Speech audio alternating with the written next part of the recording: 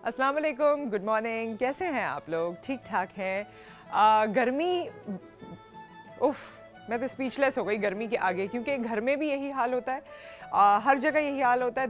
दफातर में क्योंकि एसीज़ होते हैं तो शायद आपको इतना पता नहीं चलता, कुछ दफातर में, हर जगह भी नहीं होते जो आपके काम करने की जगह है। रास्ते में अगर अल्लाह ताला ने आपको गाड़ी से, अच्छी गाड़ी से नवाजा हुआ है तो आप एसी चला लेते हैं, अदरवाइज़ पब्लिक जो वैन्स हैं या पब्लिक कन्वेंस है उसमें बड़ा मसला होता है। तो बाहर आप जैसे ही निकलते हैं या घर में आप जाते हैं, घर में भी पूरा हर वक्त एसीज़ ऑन नहीं रहते हैं, फिर किचन ये वो मुख्तलिफ जगह होती हैं, लेकिन जो गर्मी की शिद्दत है वो बहुत बढ़ती जा रही है और अजीब ही होता जा रहा है। कभी कभी तो मुझे लगता है कि बच्चे भी इतने ज़्यादा मुतासर हो रहे हैं, इतने मुतासर हो रहे हैं कि ऐसी ऐसी शक्लें उनकी सामने आती हैं, ऐसे ऐसे एक्सप्रेशंस उनके गर्मी की वजह से सामने आते हैं जिससे बड़ी हंसी भी आती है। खैर, गर्मी को कैसे हमने रिजॉल्व करना है, गर्मी से कैसे बचना है, इसके हवाले से भी आज हमारे प्रोग्राम में ये जो हीट स्ट्रोक हर दफ़ा आ जाती है, जो पिछले साल जिसने कितने ही लोगों को इफ़ेक्ट किया, कितने अस्पतालों की एमरजेंसीज भर गई हीट स्ट्रोक की वजह से, इसको आज हमने अपने प्रोग्राम में डिस्कस करना है। कुछ ही देर बाद डॉक्टर बिल्किस आज हमारे साथ मौजूद होंगी, मैं अभी से आपको बता रही हूँ, उनसे आप सवालात कर सकते हैं हीट स्ट्रोक के हवाले से और इस हीट स्ट्रोक को कैसे रोका जाए इस हवाले से भी। इसके अलावा भी बहुत कुछ है, आपकी या आपके बच्चों की एजुकेशन के हवाले से भी आज हमने कुछ चीज़ें डिसाइड कर रखी हैं, वैक्सीनेशंस के हवाले से कुछ चीज़ें डिसाइड कर रखी हैं, लेकिन रफ्ता रफ्ता जैसे जैसे हम फॉर्मेट के उस हिस्से की जाने बढ़ेंगे मैं आपको बताऊंगी। एक स्टोरी मैं जल्दी से बताती हूँ और फिर इस वक्त का सवाल मैं आपसे करना चाहती हूँ, किचन में भी आपको लेकर चलेंगे। मस्जिद में लोग नमाज़ पढ़ रहे होते हैं और नमाज़ पढ़ने के बाद अमूमन ये होता है कि चंदा देना या डोनेशन या किसी तरह किसी की हेल्प करने की अनाउंसमेंट भी हो जाती है और आप अपनी मर्ज़ी से अपनी इस्तिताअत के मुताबिक उनको पैसे दे देते हैं। इसी तरह लोग रॉ में बैठे हुए थे, जैसे ही नमाज़ ख़त्म हुई और उसके बाद एक शख्स ने सामने वाले शख्स के कंधे को थपथपाया और उससे कहा कि ये 500 का नोट ज़रा आगे दे दीजिए डोनेशन के लिए। वो जो सामने बैठे हुए थे उन्होंने पीछे देखा और जज़ाकल्लाह कहा, बड़े ही खुश हुए, वो 500 का नोट आगे दे दिया कि जी ये चंदे के लिए।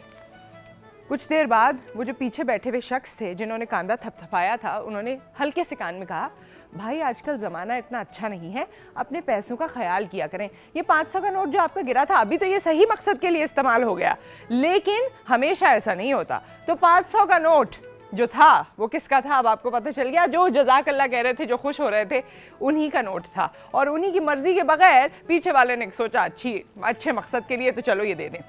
इस तरह की बेतहाशा कहानियां हैं जहां लोग दूसरों की चीज़ों को बहुत इंजॉय करते हैं या दूसरों के पैसे से बहुत इंजॉयमेंट हासिल करने की कोशिश करते हैं।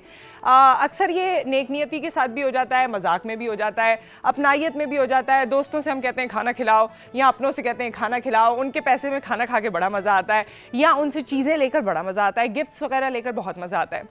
मगर अपने पैसे को ऐसा अंधाधुंध खर्च करना जिसकी एक मिसाल लॉन का जोड़ा है, वो मेरे ख्याल में कहीं नहीं मिलती, पूरी दुनिया में ये मिसाल नहीं मिलती। हम फ़ोन्स पे पैसे खर्च करते हैं, हम लैपटॉप्स, अपनी टेक्निकल जितनी चीज़ें हैं जो हमें ज़िंदगी की ज़रूरियात हैं, घरों पर, गाड़ियों पर, मुख्तलिफ़ चीज़ों पे खर्चा करते हैं, लेकिन जो लॉन का खर्चा है ना, ये जस्टिफाइड है या नहीं है कि 6,000, 8,000, 10,000 का जोड़ा, आप लॉन का जोड़ा जो अभी सर्दियाँ सही से ख़त्म भी नहीं होती और आपकी ज़िंदगी में ये तमाम डिज़ाइनर्स आ जाते हैं, ब्रांडेड लॉन्स आ जाती हैं और आप इन लॉन्स के पीछे ऐसा, मैं और आप, हम सब शायद इन लॉन्स के पीछे ऐसा बेताब हो जाते हैं। तो ये जो हमारा अंधाधुंध पैसा खर्च करना है, इसके बारे में मैं आज आपसे सवाल करना चाहती हूँ। सवाल मेरा क्या है वो मैं आपको बताती हूँ, लेकिन क्योंकि हमारी शेफ़ को भी बहुत शौक़ है कपड़े बनाने का, तो आज हम किचन में जाएंगे और उनसे भी पूछेंगे। किचन के सेगमेंट की तरफ जाने से पहले चलें सवाल मैं आपको अभी बता देती हूँ।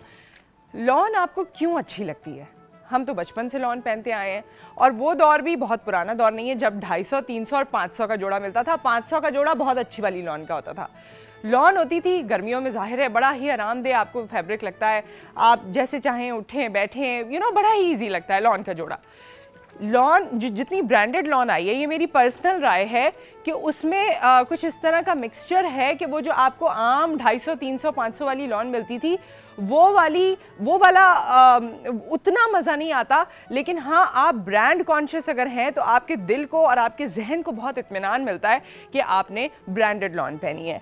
तो लॉन के बारे में आपने मुझे बताना है कि आपको कैसी लॉन पसंद है, क्यों लॉन पसंद है, और ये जो ब्रांड कॉन्शियसनेस है इसके बारे में भी हम डिस्कस करेंगे। आप मुझे कॉल कर सकते हैं, मैसेज भी कर सकते हैं, और इसके साथ साथ हम किचन में चलते हैं। आज किचन में क्या है, आइए किचन में ही चल के देखते हैं। फोन नंबर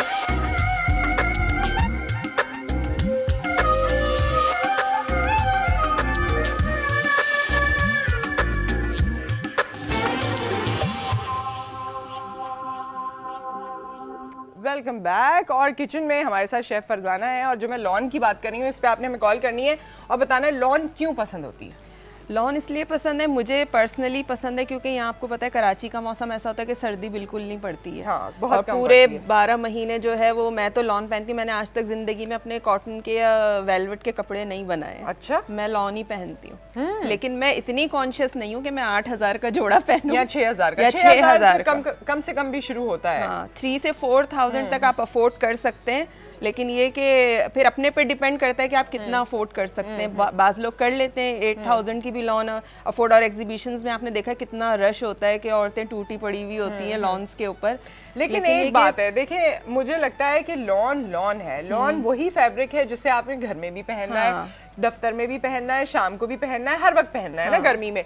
और अगर लॉन अच्छी सिली हुई हो, प्रिंट अच्छा हो, तो मेरे ख्याल में वो ब्रांडेड ही लग रही होती है। ये आपके कैरी करने का अंदाज होता है। अच्छा, लेकिन हम लोगों ने इतना हम कॉन्शियस हो गए हैं कि अब अगर मम्मीज की भी गैदरिंग है ना, कि बच्चों की माएँ स्कूल के किसी फंक्शन में मिल रही हैं, तब भी वो एक दूसरे से पूछती हैं बहुत अच्छा है, कौन से ब्रांड की लॉन है, किसका पहना हुआ है, या किसी का नाम ले लेती हैं कि ये ABC डिजाइनर का है, ये XYZ डिजाइनर का है। तो इस तरह से लोग बात बनाते हैं, और बात जवाब देने वाला भी अगर डिजाइनर की लॉन नहीं है तब भी कह देता है हाँ ये फला की। कंपटीशन बहुत हो गया है कंपटीशन ना लॉन। तो ये हमारे शायद कॉन्फिडेंस लेवल का भी मसला हो गया है, या क्या बात हो गई है। लेकिन वो जो हमें रज के मजा आता था ना 250-500 वाली लॉन में, यकीन करें मेरी दोस्तों, वो जब पसीना, अच्छा वो उसमें क्या होता है कि वो लॉन आपके जो पसीना आ रहा है तो वो भी अब्जॉर्ब कर लेती है। अब जो ये लॉन है ये आपका पसीना अब्जॉर्ब नहीं करती, सिर्फ इसलिए कि आप पार्टीज वगैरह में अच्छा जो लग रहा है जोड़ा, आप पार्टीज में किसी फंक्शन में पहन सकते हैं। रिंकल फ्री भी होती है ना, इसमें कुछ ऐसा मिक्सचर है जिसकी वजह से आप वो वाली चीज जो है ना, वो जो रिंकल भी पड़ जाते थे, निहायत ही सॉफ्ट कपड़ा होता था, वो कहीं कहीं मिस करते हैं।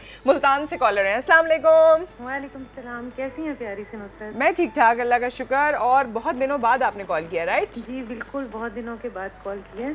बच्चों के पेपर्स थे, मैं मसरूफ थी, इस वजह से मैं बात नहीं कर सकी। और आपकी शेफ फरजाना कैसी हैं? मैं ठीक हूँ, अल्लाह का शुक्र। ऐसी है, वैसी की वैसी हैं। लेकिन दोनों बहुत प्यारी लग रही हैं, और आज लॉन की बातें हो रही हैं। हाँ। और हम दोनों में से इस वक्त किसी ने लॉन नहीं पहनी हुई। लेकिन ये है कि मुल्तान में इतनी शदीद गर्मी पड़ती है, जब शुरू होती है ना, अभी तक इतनी ज़्यादा शुरू नहीं हुई है, लेकिन ये है कि लॉन के बगैर फिर ये जो 6-7 माह बल्कि 8 माह कहने चाहिए कि मुस्तकिल लॉन पहननी पड़ती है। अच्छा, लॉन तो पहननी पड़ती है, लेकिन लॉन पे इतना खर्चा जो करते हैं, जो हजारों रुपए का खर्चा है, अब जो पैसे लुटाने वाला खर्चा है, वो जस्टिफाइड है? आपको लगता है सही है भाई, हमारा सीजन है, हमारे लिए लॉन आई है? जी, मैं जो है ना लॉन के सूट वो लेती हूँ जिसमें मुझे सुकून मिलता है। यानी कि मैं सिर्फ डिजाइनर के सूट सिर्फ फंक्शन के लिए या कहीं आना जाना उसके लिए वही हमारा वाला है। अच्छा, वरना ये है कि मैं जो है आम रूटीन में ये जो हल्के कपड़े होते हैं ना लॉन के, जिसमें से हवा आराम से गुजर जाती है, वरना तो किचन में खड़ा। अच्छा, आपको क्या लगता है, क्योंकि मैंने देखा है अभी बाजारों में बड़ा ही उम्दा फैब्रिक आया होता है, वो जो लूज शर्ट्स भी आपको मिलती हैं, कि शर्ट्स मिल रही हैं और आपने उसके साथ कोई भी ट्राउजर का कॉम्बिनेशन किया, कोई भी एम्बेलिशमेंट लगाई, और वो डिजाइनर लॉन जैसा लगने लगता है। तो ये क्यों नहीं करते कभी कि भाई पार्टीज में ये पहन लें? बस आपको पता है डिज़ाइनर्स ने आजकल इतनी ज़्यादा ये किया हुआ है कि हमारे हर डिज़ाइनर अपने सूट दिखाता है और इतने प्यारे लग रहे होते हैं कि दिल करता है कि वही पहने। ठीक है, इस वजह से, और बहुत अच्छे अच्छे ब्रांड हैं और बहुत अच्छी लॉन वो लेकर आते हैं, लेकिन ये है कि वो आम इस्तेमाल में नहीं हो सकती हैं, क्योंकि उन पर इतनी कढ़ाई और इतना काम होता है कि वो आम हम हर। और वैसे इतने सारे पैसे देने के बाद अगर वो लॉन पहन के आप किचन में जाएं या बर्तन धोएं तो वो दिल जो है आपका वहाँ तो जरूर खराब होगा, पैसे देने में खराब हो या ना हो। Thank you so much Ayesha, आपने कॉल किया। We have another caller. आज आप बना क्या रही हैं? आज मैं चॉकलेट फज ब्राउनीज बना रही हूँ। चॉकलेट फज ब्राउनीज बना रही हैं, और इसका बैटर ये आपको मिक्स करके दिखाएंगे और फिर फाइनल फॉर्म भी दिखाएंगे हम आपको। But we have another caller. अस्सलाम वालेकुम। वालेकुम अस्सलाम नुसरत, क्या हाल है? मैं ठीक हूँ मिसेस हारून, आप कैसी हैं? अल्लाह का शुक्र है, लाख लाख अल्लाह का शुक्र है। और अब माशाल्लाह गर्मी इतनी बढ़ रही है कि मेरी तो हालत ही बुरी होती है। गर्मी बहुत बढ़ रही है वाकई। दिन मेरा अंदर से यकीन करे सब बैठा जा रहा है। और परसों का आपका आज का भी टॉपिक बहुत अच्छा है, लेकिन मैं परसों के प्रोग्राम की खासकर आज को आपको और आपकी पूरी टीम को बहुत तारीफ करूंगी जाहिद के वलीमे की। इतना अच्छा प्रोग्राम किया आपकी टीम ने, बहुत अच्छा लगा मुझे। मैंने कॉल की थी, मेरी कॉल नहीं लगी उस दिन, मुझे भी आना था, शादी आई हुई थी, मैंने कहा मैं भी जाऊंगी, लेकिन उस दिन मेरी तबीयत भी तो सही नहीं थी और मेरी कॉल भी नहीं लगी थी, वरना मैं जरूर आती। बहुत शुक्रिया। अच्छा ये बताइए मिसेस हारून, मैंने देखा है जब हम लॉन के कभी सेगमेंट करते हैं तो आप भी हमें आहिस्ता से फरमाइश कर देती हैं लॉन के जोड़े की, तो आपको भी पसंद है लॉन के ब्रांडेड जोड़े? वाकई, क्योंकि मेरे तो ब्लड प्रेशर का मसला है, मेरे साथ तो इतना मसला है कि मुझे तो लॉन के बगैर मैं चल ही नहीं सकते। मैं नॉर्मल लेती हूँ, डिजाइनर तो नहीं लेती, झूठ नहीं बोलूंगी, नहीं मैं अफोर्ड कर सकती। कभी कभी मुझे आ जाता है, या मतलब ले लेती हूँ तो मतलब वो बहुत ईद पे या इस तरह से कोई तकरीब में पहनने के लिए इसको रख देती हूँ। ठीक है। घर के नॉर्मली तो मैं जैसे आम ही कपड़े पहन लेती हूँ, जैसे आम सस्ते वाले ले लेती हूँ, क्योंकि गर्मी के उसके बगैर वैसे वो सिलावा अच्छा हो और प्रिंट अच्छा हो तो वो भी बड़ा ही उम्दा लगता है। पहनने की भी बात है। पहले मैं वो आम लॉन का लेती हूँ ना, उसको पहले मैं पहनती हूँ, किसी तकरीब में एक दफा पहन के फिर उसको घर में यूज करती हूँ, ये भी झूठ नहीं बोलूंगी, क्योंकि मैं इसको बोलती एक दो दफा पहन लूँ फिर इसको घर में यूज करूँ, किचन में। मिसेस हारून, हमें आगे ब्रेक भी लेनी है। थैंक यू सो मच, आपने कॉल किया। आप इंग्रेडिएंट्स बता दीजिए ताकि फिर हम इसका बैटर आते ही ब्रेक के बाद बता देंगे। अच्छा, जो मैं ब्राउनीज़ बना रही हूँ उसके लिए मैंने 50 ग्राम मक्खन लिया था, उसमें मैंने 125 ग्राम चॉकलेट जो है वो इस तरह मेल्ट कर लेनी है आपको दोनों को, और 1.5 कप इसमें आइसिंग शुगर है, 1 कप मैदा है जिसमें मैंने 1 टीस्पून भर के बेकिंग पाउडर मिक्स कर दिया डाल के, 1/4 कप जो है वो कोको पाउडर है, 3 अंडे इसमें जाएंगे और 1 टीस्पून इसमें वेनिला एसेंस जाएगा। ठीक है। और अब इसका जो मेजर पोर्शन है, यानी इसका बैटर बनाना है और इसे ओवन में रखना है, फिर इसकी फाइनल शक्ल आपको दिखानी है, ये सब कुछ होगा हमारे अगले सेगमेंट्स में ब्रेक के बाद जब हम वापस आएंगे। और आप कॉल करके मुझे बताइए लॉन इतनी पसंद और इतनी पसंद के 8000 भी उस पर खर्च किए जा सकते हैं। वैसे मैं बताऊं सच्ची बात, मैंने आज तक इतने पैसे खर्च नहीं किए एक जोड़े पे, 2-3 हो सकते हैं, एक जोड़े पे नहीं किए, लॉन के जोड़े पे। एक ब्रेक, उसके बाद हम वापस आते हैं।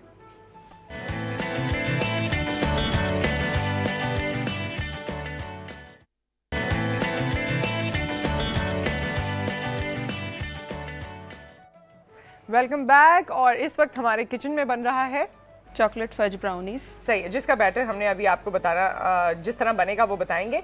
और साथ में हमने आपसे सवाल किया है कि हमें लॉन इतनी क्यों पसंद है। और पिछले दिनों कुछ वीडियोस भी आई थी जिसमें कुछ लॉन जैसे ही वो लॉन्च होती है लोग एक के ऊपर एक और लड़ाइयाँ भी हो जाती हैं, बड़ी मारामारी भी होती है। तो ऐसा क्यों होता है, इतनी क्यों पसंद है, क्या वजह है, आपको क्या लगता है, आपने ये बताना है। और आप उतनी देर तक हमें ये बता दीजिए कि इसका बैटर कैसे बनेगा। अच्छा, मैंने ये 50 ग्राम मक्खन लिया था और 125 ग्राम चॉकलेट थी जिसको मैंने दोनों को मेल्ट कर लिया था। मेल्ट करने के बाद अब मैं इसको बीट करूंगी। 125 ग्राम चॉकलेट और 50 ग्राम मक्खन को मैं बीट कर रही हूँ। बीट करने के बाद मैं क्या करूँगी, जब ये इस तरह बीट हो जाएगा उसके बाद मैं इसमें एक एक अंडा तोड़ के डालूंगी। ठीक है। हम इसे chocolate fudge brownie, chocolate brownie क्यों नहीं कह देते, सिर्फ फज क्यों कहते हैं? क्योंकि इसमें चॉकलेट का ज्यादा फ्लेवर है। जो चॉकलेट ब्राउनी होती है उसमें चॉकलेट नहीं जाती, खाली कोको पाउडर जाता है। ओके। हाँ, वो कोको पाउडर से बनती है। ठीक है। And we have another caller. अस्सलाम वालेकुम मिसेस शौकत। मिसेस शौकत, आपको मेरी आवाज आ रही है? जी जी आ रही है। कैसी हैं आप? हाँ ठीक ठाक। मैं आपका प्रोग्राम रोजाना शौक से देखती हूँ। बहुत शुक्रिया। हम भी बहुत शौक से आप लोगों की कॉल लेना चाहते हैं और आपसे बात करना चाहते हैं। हाँ, क्योंकि आपका टॉपिक डिफरेंट होता है हर चीज के बारे में। जी जी। तो आज के टॉपिक के बारे में क्या कहेंगी जो इतना ज्यादा क्रेज बढ़ता जा रहा है? हाँ, लॉन के लिए। जी जी, मैं भी बस मतलब डिजाइनर सूट कम ही खरीदती हूँ, सादे जो हर तरीके से उनको मतलब थोड़ा डिजाइन करके उसको बना सकती हूँ। उस पर थोड़ी मेहनत करते हैं, थोड़ा ढूंढना पड़ता है कपड़ों की मैचिंग वगैरह, तो उस तरीके से। अच्छा, आपको क्या लगता है जब खर्च करती हूँ जब आप लोगों को देखती हैं, आपके जानने वालों में, दोस्तों में भी लोग होंगे जो बहुत शौकीन होंगे, कुछ लोग होते हैं बहुत शौकीन होते हैं हर चीज़ के बारे में, और वो जाके जब आप देखें कि इतना रश है उसमें भी घुस रहे हैं, जा रहे हैं, बस एक क्रेज़ है ना कि लॉन आ गई है, सर्दी भी है तो अभी लॉन आ गई है तो सबने एग्जीबिशन में जाना है, खरीदना है। नहीं, मैं ऐसा कोई क्रेज नहीं रखती हूँ, मैं सिर्फ अपने मैं लोगों के बारे में पूछ रही हूँ कि उनको, आपको कभी होता है कि इनकी क्या दिमाग में चलता होगा, क्या क्यों ऐसे होता होगा? वो पता नहीं क्यों इस तरह करते हैं। अच्छा, मैं इतने ज्यादा नहीं खरीदती हूँ डिजाइनर। अच्छा जी, बहुत शुक्रिया आपने कॉल की Mrs Shaukat, thank you so much. हमारे साथ खजीना की कॉल है। अस्सलाम वालेकुम। वालेकुम अस्सलाम। नुसरत कैसी हैं आप? मैं ठीक ठाक हूँ, आप कैसी हैं? अल्हम्दुलिल्लाह। और आज तो बहुत ही आपने एक ख्वातीन का पसंदीदा जो टॉपिक है वो लेके आई है, लॉन, जो कि हमारे दिल को लगने वाली बात है। हाँ हाँ बिल्कुल बिल्कुल। और मुझे भी, मैंने कहा चलो मैं भी बात करूँ इस पे। नुसरत मैं ये कहना चाहूँगी कि जैसे कि मैं जो हूँ वो इतने ब्रांडेड जोड़े जो है वो नहीं लेती, इतने महंगे वाले, अपने जेब को भी देखना पड़ता है। और इसके साथ इसकी दूसरी ये है कि जैसे कि अभी आप कह रही हैं आपने शर्ट कहीं से ले ली, तो ट्राउजर आपके पास है तो आपने वो शर्ट, तो मैं इस तरह से बहुत अच्छी डिजाइनिंग खुद घर में कर लेती हूँ। तो इस तरह से मैं कट पीस भी ले लेती हूँ और इस तरह की कोई शर्ट्स मिल जाए उसको भी मैं खुद डिजाइन कर लेती हूँ अच्छे तरीके से। तो इस तरह से मेरा वो एक बहुत अच्छा जो है डिजाइनर जोड़ा जो बन जाता है घर में। अच्छा। अपने लिए करती हूँ, अपनी मेरी बेटी है उसके लिए, अपनी बहू है उसके लिए। तो मैं इस तरह के जी अल्हम्दुलिल्लाह मुझे आती है सिलाई, तो बहुत अच्छी डिजाइनिंग मैं खुद घर में कर लेती हूँ, तो इसलिए मुझे कोई इतना मसला नहीं होता। मैं नॉर्मली लॉन के सूट जो हैं वो लेती हूँ क्योंकि मुझे मैं गर्मी में मुझसे बर्दाश्त नहीं होती। और आजकल जो ये भी एक रीज़न है, और अब स्टेटस सिंबल भी है, फिर कॉन्फिडेंस लेवल भी आपका एनहांस हो जाता है। अच्छा जोड़ा पहना हो, साथ में ब्रांड लगाओ, तो थोड़ा ये भी होता है ना कि कॉन्फिडेंस आपका अच्छा हो जाता है, पता चलता है कि आपने कोई चीज पहनी हुई है। अच्छा, बहुत सारे डिजाइनर्स ऐसे हैं, बहुत सारे डिजाइनर्स ऐसे हैं जो जरूरी नहीं 8000 का, उनकी कम रेंज में भी हैं, 4000 तक भी अच्छी लॉन मिल जाती है आपको, अच्छी लॉन का जोड़ा मिल जाता है। और अब जो कंपटीशन बढ़ गया है ना, उससे ये हो गया है कि जो नए आने वाले हैं वो आपको बहुत से बेनिफिट्स दे रहे हैं। एक और कॉलर है और आपने मुझे बताना है मिसेस अमीन कि लॉन का अच्छा वाला जोड़ा पहन के, ब्रांडेड जोड़ा पहन के आप कॉन्फिडेंट फील करती हैं? अस्सलाम वालेकुम। हेलो। अस्सलाम वालेकुम, कैसी हैं? वालेकुम अस्सलाम, क्या हाल है? मैं ठीक ठाक हूं, आप सुनाइए। ये कुछ जी जी, आपको मेरी आवाज आ रही है? हाँ जी आ रही है। क्या हाल है आपके? मैं ठीक ठाक हूँ, आप खैरियत से हैं? जी बिल्कुल खैरियत से। आज का सवाल भी अच्छा है और टॉपिक भी बड़ा अच्छा है। लॉन के ऊपर आपने रखा हुआ है। वाकई में लॉन हर इंसान के पहुंच में नहीं, बहुत महंगी पड़ती है लॉन। अगर एक दूसरे शर्ट को मिला के और ट्राउजर पहन लिया जाए तो चलो अभी ठीक है, अगर लॉन तो बहुत वाकई में महंगी पड़ती है। और कहते हैं ना, चादर अपना पाँव देके फैलाना चाहिए, ये वाला हिसाब है।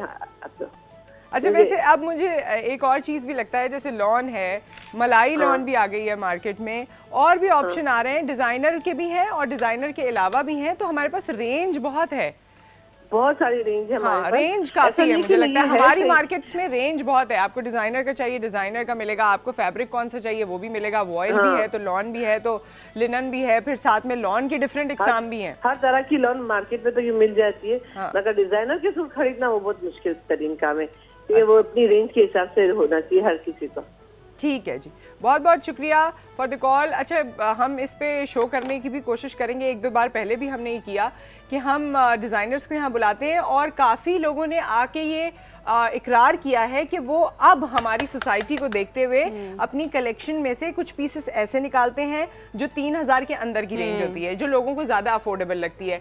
कुछ ऐसी रेंज निकालते हैं जो 5000 के अंदर की होती है, कुछ ऐसी रेंज होती है वो ज़्यादा थोड़ी हाई फाई हमें महसूस होती है कि जी 7-8 हज़ार है या उससे ज़्यादा है। तो हम कोशिश करेंगे कि इस पर भी प्रोग्राम करें और उनको यहाँ पर बुलाएं। जैसे हमारे पास बहुत से कॉलर्स ने कहा कि जी अफोर्डेबल नहीं है, तो अफोर्डेबल है, नहीं है, बनाई जा सकती है, इसको ज़रूर हम आगे इंशाल्लाह ताला डिस्कस करेंगे। और अच्छा, आप यहाँ पर मैंने सारा जो मिक्सचर था उसमें भी उसको अच्छी तरह बीट करके सारी चीज़ों को, जब हमने चॉकलेट और मक्खन को बीट किया था उसमें अंडे डाले थे, वैनिला एसेंस डाला था, और जो मैदा, आइसिंग शुगर और बेकिंग पाउडर, कोको पाउडर को, इन चारों ड्राई चीज़ों को हमने मिक्स करके फिर हमने इसमें बैटर जो चॉकलेट का था उसमें मिक्स कर दिया था।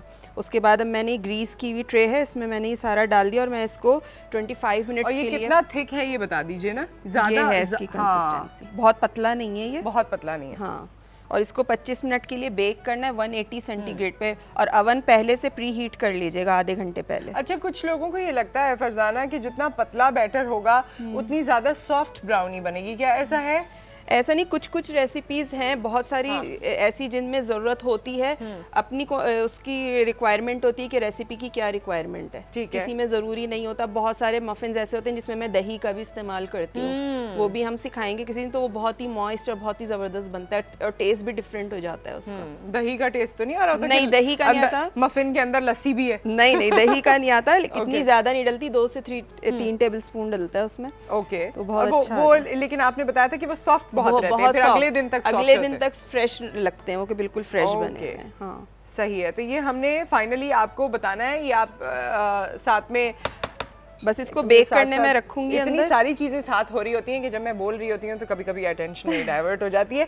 तो खैर, मेरे कानों में जितनी बातें होनी थी वो हो गई। आप हमें कॉल कर सकते हैं 0213227022 and the other number is 0213227055। आप इस पर कॉल भी कीजिए, आप हमें SMS कीजिए, AS लिखिए, स्पेस लिखिए, स्पेस रखिए, और आप लोग ज़रा जब मैं बोल रही हूँ तो कम बोलिए। AS स्पेस, फिर मैसेज, फिर स्पेस, फिर नाम, फिर अपनी सिटी, और उसे 2250 पे भेज दीजिए। ट्विटर पे आप मुझे नुसरत हारिस के नाम से, ऑब्वियसली मेरे नाम से, फॉलो कर सकते हैं, देख सकते हैं। हमारे पेज को आप लाइक कर सकते हैं जो फेसबुक पर है, और वहाँ पर आप कमेंट भी कर सकते हैं। आज सुबह 1 आपने सर्च करना है, मेरे ख्याल में बहुत सारे लोगों को तो पता भी है, तो आप वहाँ पर कॉमेंट कीजिए। हमारे साथ डॉक्टर बिल्कीस इस वक्त मौजूद हैं। जब तक आप ये अपना बैटर अंदर रखेंगी और तमाम बातें करेंगी, उनको भी यहाँ बुलवाते हैं और उनसे पूछते हैं कि ये कैसा लग रहा है, लॉन के बारे में क्या सोच है उनकी, और आगे हम उनके साथ डिस्कस करने जा रहे हैं हीट स्ट्रोक को। जो अभी जितने भी कॉलर थे उनमें से ज़्यादातर ने यही कहा बहुत गर्मी है, बहुत गर्मी है। मैंने भी इसी से आगाज़ किया आज कि बहुत गर्मी है। तो इस गर्मी को कैसे हम अपने इर्द गिर्द बेहतर बना सकते हैं, अपने अंदर बेहतर बना सकते हैं। डॉक्टर बिल्कीस, आपको वेलकम कहते हैं। अस्सलाम वालेकुम। वालेकुम अस्सलाम। ठीक ठाक हैं आप? अल्लाह का शुक्र, ठीक ठाक है। आप यहाँ आ गई हैं, मेरे ख्याल में लोग आपको देखकर पहले तो बहुत अच्छा फील करेंगे। Thank you so much for coming. हाँ जी, और यहाँ ये जो खुशबू आ रही है, अभी से खुशबू आने लगी है, बहुत प्यारी आ रही है। हाँ, अच्छी आ रही है ना? चॉकलेट फज ब्राउनी की खुशबू ही बहुत कमाल की है वाकई में। चॉकलेट गर्मी के मौसम में ठीक है? बहुत ज्यादा नहीं खाए जाए तो ठीक है। ठीक है, तो बहुत ज्यादा ना खाएं, बच्चे भी बहुत ज्यादा ना खाएं। बहुत ज्यादा, जो हर वो चीज़ जो आपकी प्यास बढ़ाती है वो ज्यादा ना खाएं, हर वो चीज़ जो आपको अंदर से ठंडा रखती है वो चीज़ें ज्यादा खाएं, वो चीज़ें ज़्यादा खाएं। और वो आपने अभी नेक्स्ट सेगमेंट में हमें बताना भी है। और ये जो लॉन के बारे में हम डिस्कशन कर रहे हैं, इस पे आप क्या कहेंगी? मैं सारे कॉलर्स के साथ हूँ, मैं भी यही कर मुझसे मेरी एक दोस्त, लेकिन आप आइकॉन हैं और आपको लोग फॉलो करते हैं, और ऐसा हो नहीं सकता वैसे कि टीवी पे आपने कभी ऐसा ना पहना हो, ऐसा जोड़ा नहीं, जो डिजाइनर का हो या डिजाइनर का या ब्रांडेड जोड़े मुझे गिफ्ट में मिलते, मैं जरूर लेती हूँ। मैं खुद से खरीदती नहीं हूँ, सच वाली बात है। मुझे ऐसा लगता है यार एक वेल या लॉन में इतना महंगा मैं अफोर्ड नहीं कर सकती। लेकिन लॉन का अब ये भी हो गया है कि जो अच्छी वाली लॉन है या ये वाली जो डिजाइनर वाली लॉन है, महंगी लॉन है, उसमें एम्बेलिशमेंट और कढ़ाइयाँ ऐसी हैं कि लोग शादियों में भी पहन रहे हैं। हाँ, वो सही है। मैं भी अगर मतलब मैं ये करती हूँ कि शादियों में, बिल्कुल आप सही कह रही हैं, शादियों के लिए सही है। अगर आप शाम में किसी के घर जा रहे हैं दावत में, उसके लिए सही है। लेकिन पूरा दिन पार्टीज के लिए सही है, पूरा दिन आप वो पहन के, इवन कि मैं अपने क्लिनिक में भी नहीं बैठ सकती, वो कंफर्ट जोन मुझे नहीं देता। लेकिन जो दूसरे लॉन होते हैं, बहुत सारे ऐसे डिजाइनर लॉन है जो बिल्कुल सादे होते हैं और बहुत अच्छे होते हैं और रीजनेबल भी हैं, वो भी अच्छे। एक ब्रेक है, उसके बाद हम हीट स्ट्रोक के हवाले से जो आपके सवालात हैं उनका जवाब लेंगे डॉक्टर बिल्कीस से, और भी बहुत सी चीज़ें जो ये आपको यहाँ पर बताएंगे। और जो हमारी ब्राउनीज हैं वो हम फाइनली कब दिखाएंगे? ब्रेक के बाद ब्रेक के बाद फ़ौरन दिखा देंगे। हीट स्ट्रोक के बारे में कोई भी आपका सवाल है, गर्मी के हवाले से कोई भी सवाल है, डॉक्टर बिल्कीस हमारे साथ होंगी आफ्टर द ब्रेक। आप हमें कॉल कीजिए, मैसेज कीजिए। आपसे मिलते हैं ब्रेक के बाद।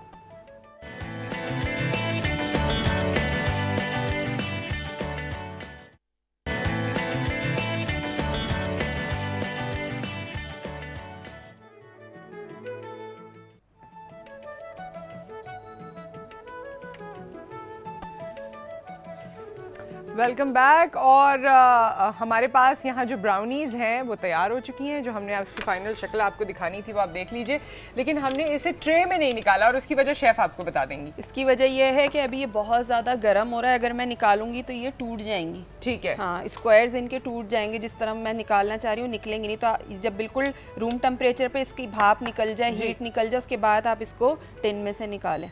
ठीक है, आप इसको ये फाइनल जो खूबसूरत बनाना है वो बना लीजिए, लेकिन रेसिपी आपको पूरी तरह से समझ आ गई होगी होपफुली, और इसे आप घर में ट्राई कीजिए और हमें बताइए।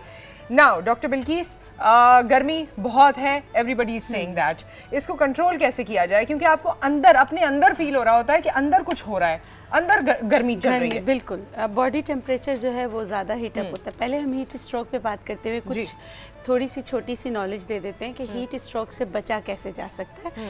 देखिए, और इससे कौन कौन मुतासर ज़्यादा होगा, और कि कौन सा टाइम है जो धूप में जाना चाहिए या नहीं जाना चाहिए। अगर आपको शॉपिंग भी करना है, आप 4 बजे के बाद जाएं, ठीक है, बहुत ज़रूरी है तो घर से ना निकले, वरना ना निकले। बुजुर्गों को घर से ना निकलने दें, अगर वो निकलते हैं तो उनके साथ एक ORS की बोतल ज़रूर, या नींबू पानी या लस्सी ज़रूर दें, ज़रूर उनके साथ एक बोतल होनी चाहिए।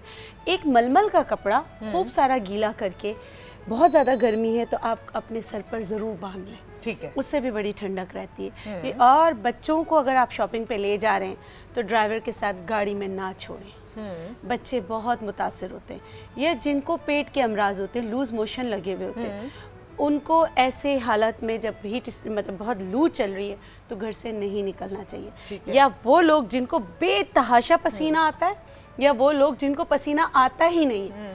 पसीना आना अच्छी बात है, लेकिन बहुत ज़्यादा आना खराबी की निशानी है। ठीक है, डिहाइड्रेट हो जाएगा। हाँ। या जिनको अगर देखिए पसीना एक निज़ाम है जिसकी वजह से आपके टॉक्सिक निकलते रहते हैं। अब बाज़ लोग ऐसे होते हैं जिनका स्किन इतनी ड्राई होती है, किसी भी वजह से उनके पोर्स जो होते हैं ब्लॉक होते हैं, उनको पसीना बिल्कुल नहीं आता है, वो हीट स्ट्रोक से बहुत जल्दी मुतासिर हो सकते हैं। तो ये छोटी छोटी चीज़ें आप याद रखें। अच्छा डॉक्टर बिल्किस, एक और भी चीज़, जब पिछली दफ़ा हीट स्ट्रोक हुई उसी दरमियान, क्योंकि रमज़ान का भी वही टाइम है और इस दफ़ा भी इसी तरह से, वो लोग बहुत ज़्यादा मुतासिर हुए थे जो अपार्टमेंट्स में रहते हैं या घर के ऊपर वाले पोर्शन में रहते हैं, क्योंकि उनके ऊपर कुछ नहीं है, छत है। हाँ। और ऊपर वाला हिस्सा हमने हमेशा देखा है कि वो निहायत गर्म होता है। बिल्कुल गर्म उनको कहा गया था, उनके लिए कुछ नसीहतें जारी की गई थी अपना ख्याल रखने के लिए, अपने आप को ज़्यादा उनके लिए आपने बहुत अच्छा सवाल किया। उनके लिए खस की चटाइयाँ मिलती हैं, आप नहीं पैसे खर्च कर सकते, इतना अफोर्ड नहीं कर सकते कि आप वो अपना रूफ बना लें या छत इस तरह बना लें। कुछ होती है जो महंगी होती है, जो आपकी हीट को कवर करती हैं, तो खस मार्केट में मिल जाता है। इसकी चटाइयाँ जी, ये खस है, ठीक है। ये इतनी ठंडी घास होती है, इसका शरबत भी बहुत अच्छा होता है। इसका शरबत बना के पिए, वो आज हम आपको बता देंगे। शरबत हम आपको बता रहे हैं खस का शरबत, लेकिन खस की चटाइयाँ मिलती है, उस पर अगर आप अपने छत पर लगा लें, लगाने के बाद आप उसको ठंडा करते रहें, तो आप यकीन करें ये आपको एसी का नेमुल बदल है। ये एसी का नेमुल बदल है। वाह जी बात। तो एसी का नेमुल बदल हम आपको बताते हैं। We have a caller also. Shumaila, अस्सलाम वालेकुम। अस्सलाम वालेकुम जी। शुमाइला कैसी हैं? अल्लाह का शुक्र जी। फरमाइए शुमाइला, क्या सवाल करना चाहती हैं गर्मियों के हवाले से? गर्मी तो बहुत है, और लॉन हम लोग लॉन पहनते भी हैं तो वो मोटी वाली लॉन पहनते हैं, जिससे अच्छा और गर्मी। अच्छा शुमाइला, मैं आपसे एक रिक्वेस्ट करूं, क्योंकि लॉन के सब्जेक्ट को हमने क्लोज कर दिया, अब हमारा अगला सब्जेक्ट हमारी सेहत है। गर्मी से बचना है, अपने आप को भी बचाना है, घर वालों को भी बचाना है। इसके हवाले से कोई सवाल है? जी जी। हाँ, मेरे वाले साहब मजदूर हैं और वो जैसे सुबह में जाते हैं और दोपहर में खाना खाने के लिए आते हैं। जी जी। अमूमन जो होता है वो पसीने में तरबतर होते हैं। तो मैं ज़्यादा से ज़्यादा यही चाहती हूँ कि उनको ऐसी ठंडी चीज़ें दूँ, मगर वो कहते हैं कि ना लू चल रही है, मुझे ठंडी चीज़ें नहीं दो, मुझे गर्मी लगती है। तो इस बारे में मैं कहना चाह रही थी कि मैं ऐसे क्या चीज़ दूँ जो उनके लिए सेहत के लिए अच्छी रहे। ठीक है शुमाइला, आपने बड़ा टाइमली कॉल किया और अब टेलीविजन से देखिए, बहुत शुक्रिया आपने कॉल किया कि हम खस का शरबत बना रहे हैं, जो डॉक्टर बिल्किस ने कहा है ही इसलिए कि आपको एसी वाली अंदर से फीलिंग होगी। बिल्कुल कि आप बिल्कुल अगर दोपहर में आपने आना ही है, जैसे इन्होंने कहा कि घर खाना खाने तो आएंगे, अगर बीच में ऐसा ब्रेक है या बाहर निकलते हैं लोग अमूमन दफातर से भी लंच टाइम के बाद। तो आपको खस का शरबत बनाना मैं बता देती हूँ। देखिए क्योंकि खस जो घास जो है वो मार्केट से जिस तरह मिलती है मैं इसी तरह लेकर आई हूँ, मगर आपने इसको एज इट इज़ नहीं डालना, आपने इतना बंच लेना है, इससे आप 1 से 2 लीटर शरबत आराम से बना सकते हैं। और खस की खुशबू बहुत अच्छी होती है, बहुत भीनी होती है, मगर इसकी सफाई करनी है। आपने क्या करना है, जिस तरह घर में पालक धोई जाती है आपने इसको इसी तरह साफ करना है, जैसे भिगो के रख दिया ताकि मिट्टी वगैरह सारी निकल जाए। एक दफ़ा निकाला, दूसरी दोबारा, फिर तिबारा, जब ये करना है उसके बाद फिर आप इसका शरबत बनाएंगे। शरबत बनाने का तरीका ये कि आपने 1.5 लीटर पानी लिया, 1.5 लीटर पानी में तकरीबन आपने इतना खस डाला, ठीक है। ये सिर्फ हम आपको बताने के लिए, ये सफाई नहीं हो रही है लेकिन आपने साफ कर दिया। ये खस डाला है और इसके बाद क्या करेंगे वो हम आपको बताते हैं। कॉलर भी हैं, उनसे सवाल भी ले लेते हैं ना। अस्सलाम वालेकुम। शाहिदा खान बोल रही हूँ कराची से। कैसी हैं? ठीक ठाक, अल्लाह का शुक्र है। आपका प्रोग्राम बहुत अच्छा चल रहा है और ये जो गर्मी के हवाले से डॉक्टर बिल्किस जो बता रही हैं बहुत अच्छा लग रहा है कि इससे काफी हमारी जो गर्मी है वो खत्म हो जाएगी। ठीक है। और कोई सवाल है आपको शायदा? और मैं ये कहना चाहती हूँ कि ये जो बच्चे स्कूलों से दोपहर में आते हैं, तो क्या इन लोगों को भी ये शरबत वगैरह पिलाया जाए? और दोपहर में जो बच्चे आते हैं उनको ठंडा बिल्कुल दिया जा सकता है या नहीं? जी, हाँ, ये जो गर्मी सर्दी वाला कॉन्सेप्ट है ना कि गर्मी से आए और फिर एकदम गटागट ठंडी मशरूब पी लिया, इसके बारे में जरूर बात कर लेते हैं। Thank you so much.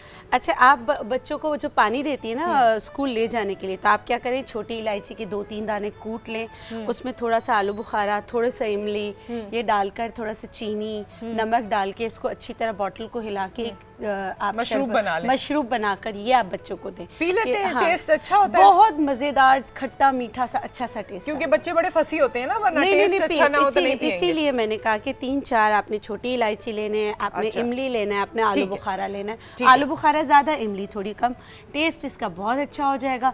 ये बॉटल बना के बच्चों को दें कि वो सिप पीते रहे, इससे भी उनको फायदा हो। अच्छा, हमें ब्रेक पे जाना है, क्या हम जल्दी से ये चीजें इसमें डाल सकते हैं ताकि मशरूब तैयार हो जाए? जी ठीक है, मैं बता देती हूँ। इसमें 3 से 4 छोटी इलायची लेनी है और आपने पानी में आपने खस की ये जो घास है ये डाली, उसके बाद छोटी इलायची डाली, उसके बाद आप इसमें भरकर गुलाब की पत्तियां डालेंगे जो सूखी नहीं, बाजार से जो आपको मिल जाए। अच्छा, वो भी डाल सकते हैं। और 1 गड्डी आपने धनिया की गड्डी डालनी पूरी, ठीक है। धनिया तो देखिए कितना अच्छा लग रहा है, इतना हरा, इतना फ्रेश। हाँ, आपने अब इसको अच्छी तरह 1.5 लीटर में इतना पकाना है कि 1 लीटर रह जाए। उसके बाद इसको छान लेना है। छानने के बाद आप इसमें पुराना गुड़ या शहद मिक्स कर लें, जितना आपको ज़रूरत है। अच्छा, अब छानने के बाद जो हम करेंगे, पुराना गुड़ शामिल करें या शहद, और फिर पीना कैसे है, इसको प्रिजर्व अगर करना चाहते हैं तो वो कैसे करेंगे, ये तमाम चीज़ें आपने बतानी है। आप हमें कॉल भी कर सकते हैं after this break.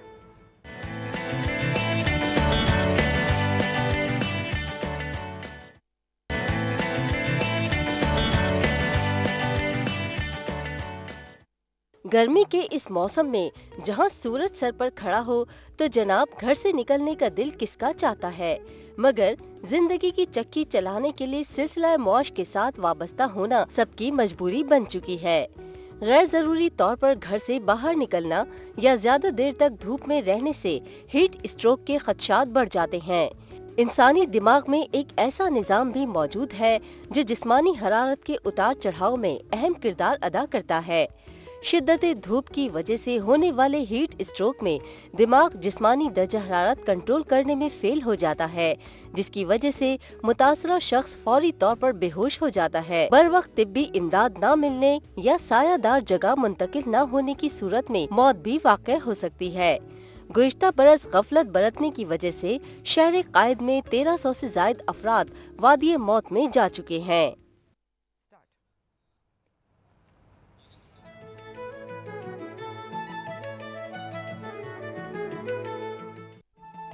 Welcome back. Doctor Bilkis हमारे साथ मौजूद हैं। हीट स्ट्रोक जिसके बारे में बहुत बातें हो रही हैं, पिछले साल से बहुत जोर पकड़ लिया था हीट स्ट्रोक ने। रमज़ान भी उसी दौरान होते हैं, इस बार भी रमज़ान की टाइमिंग्स उसी वक्त के हैं और अभी से गर्मी बेतहाशा शुरू हो चुकी है। हीट स्ट्रोक से कैसे बचा जा सकता है, इस गर्मी से कैसे अपने आप को बचाया जा सकता है, अपनी फैमिली को, वो हम डिस्कशन कर रहे हैं। यहाँ खस का शरबत बन रहा है और आपने बताया कि उस खस के शरबत में गुड़ या फिर हनी डाल के आप पी लीजिए। हाँ, बिल्कुल ठंडा करके पी लें। अच्छा, आप कह रही थी प्रिजर्व करने का तरीका ये कि आपने बनाया 1 लीटर बनाया, बनाने के बाद उसको छान लिया, छानने के बाद आपने क्या करना है इसमें, क्योंकि गुलाब की पत्तियां डलती हैं ना, तो गुलाब भी जो है नेचुरल प्रिजर्वेटिव है, लेकिन फिर भी आप इसमें 2 चम्मच भरकर सिरके के आप डाल दें। अच्छा, और नेचुरल सिरका नेचुरल हो तो अच्छा है, वाइट विनेगर, या 1 लीटर के लिए मैं 2 चम्मच बता रही हूँ। फिर इसको अच्छी तरीके से मिक्स करके कांच की बोतल में भर के आप फ्रिज में रख लें, और जब ज़रूरत तो आपने निकाला,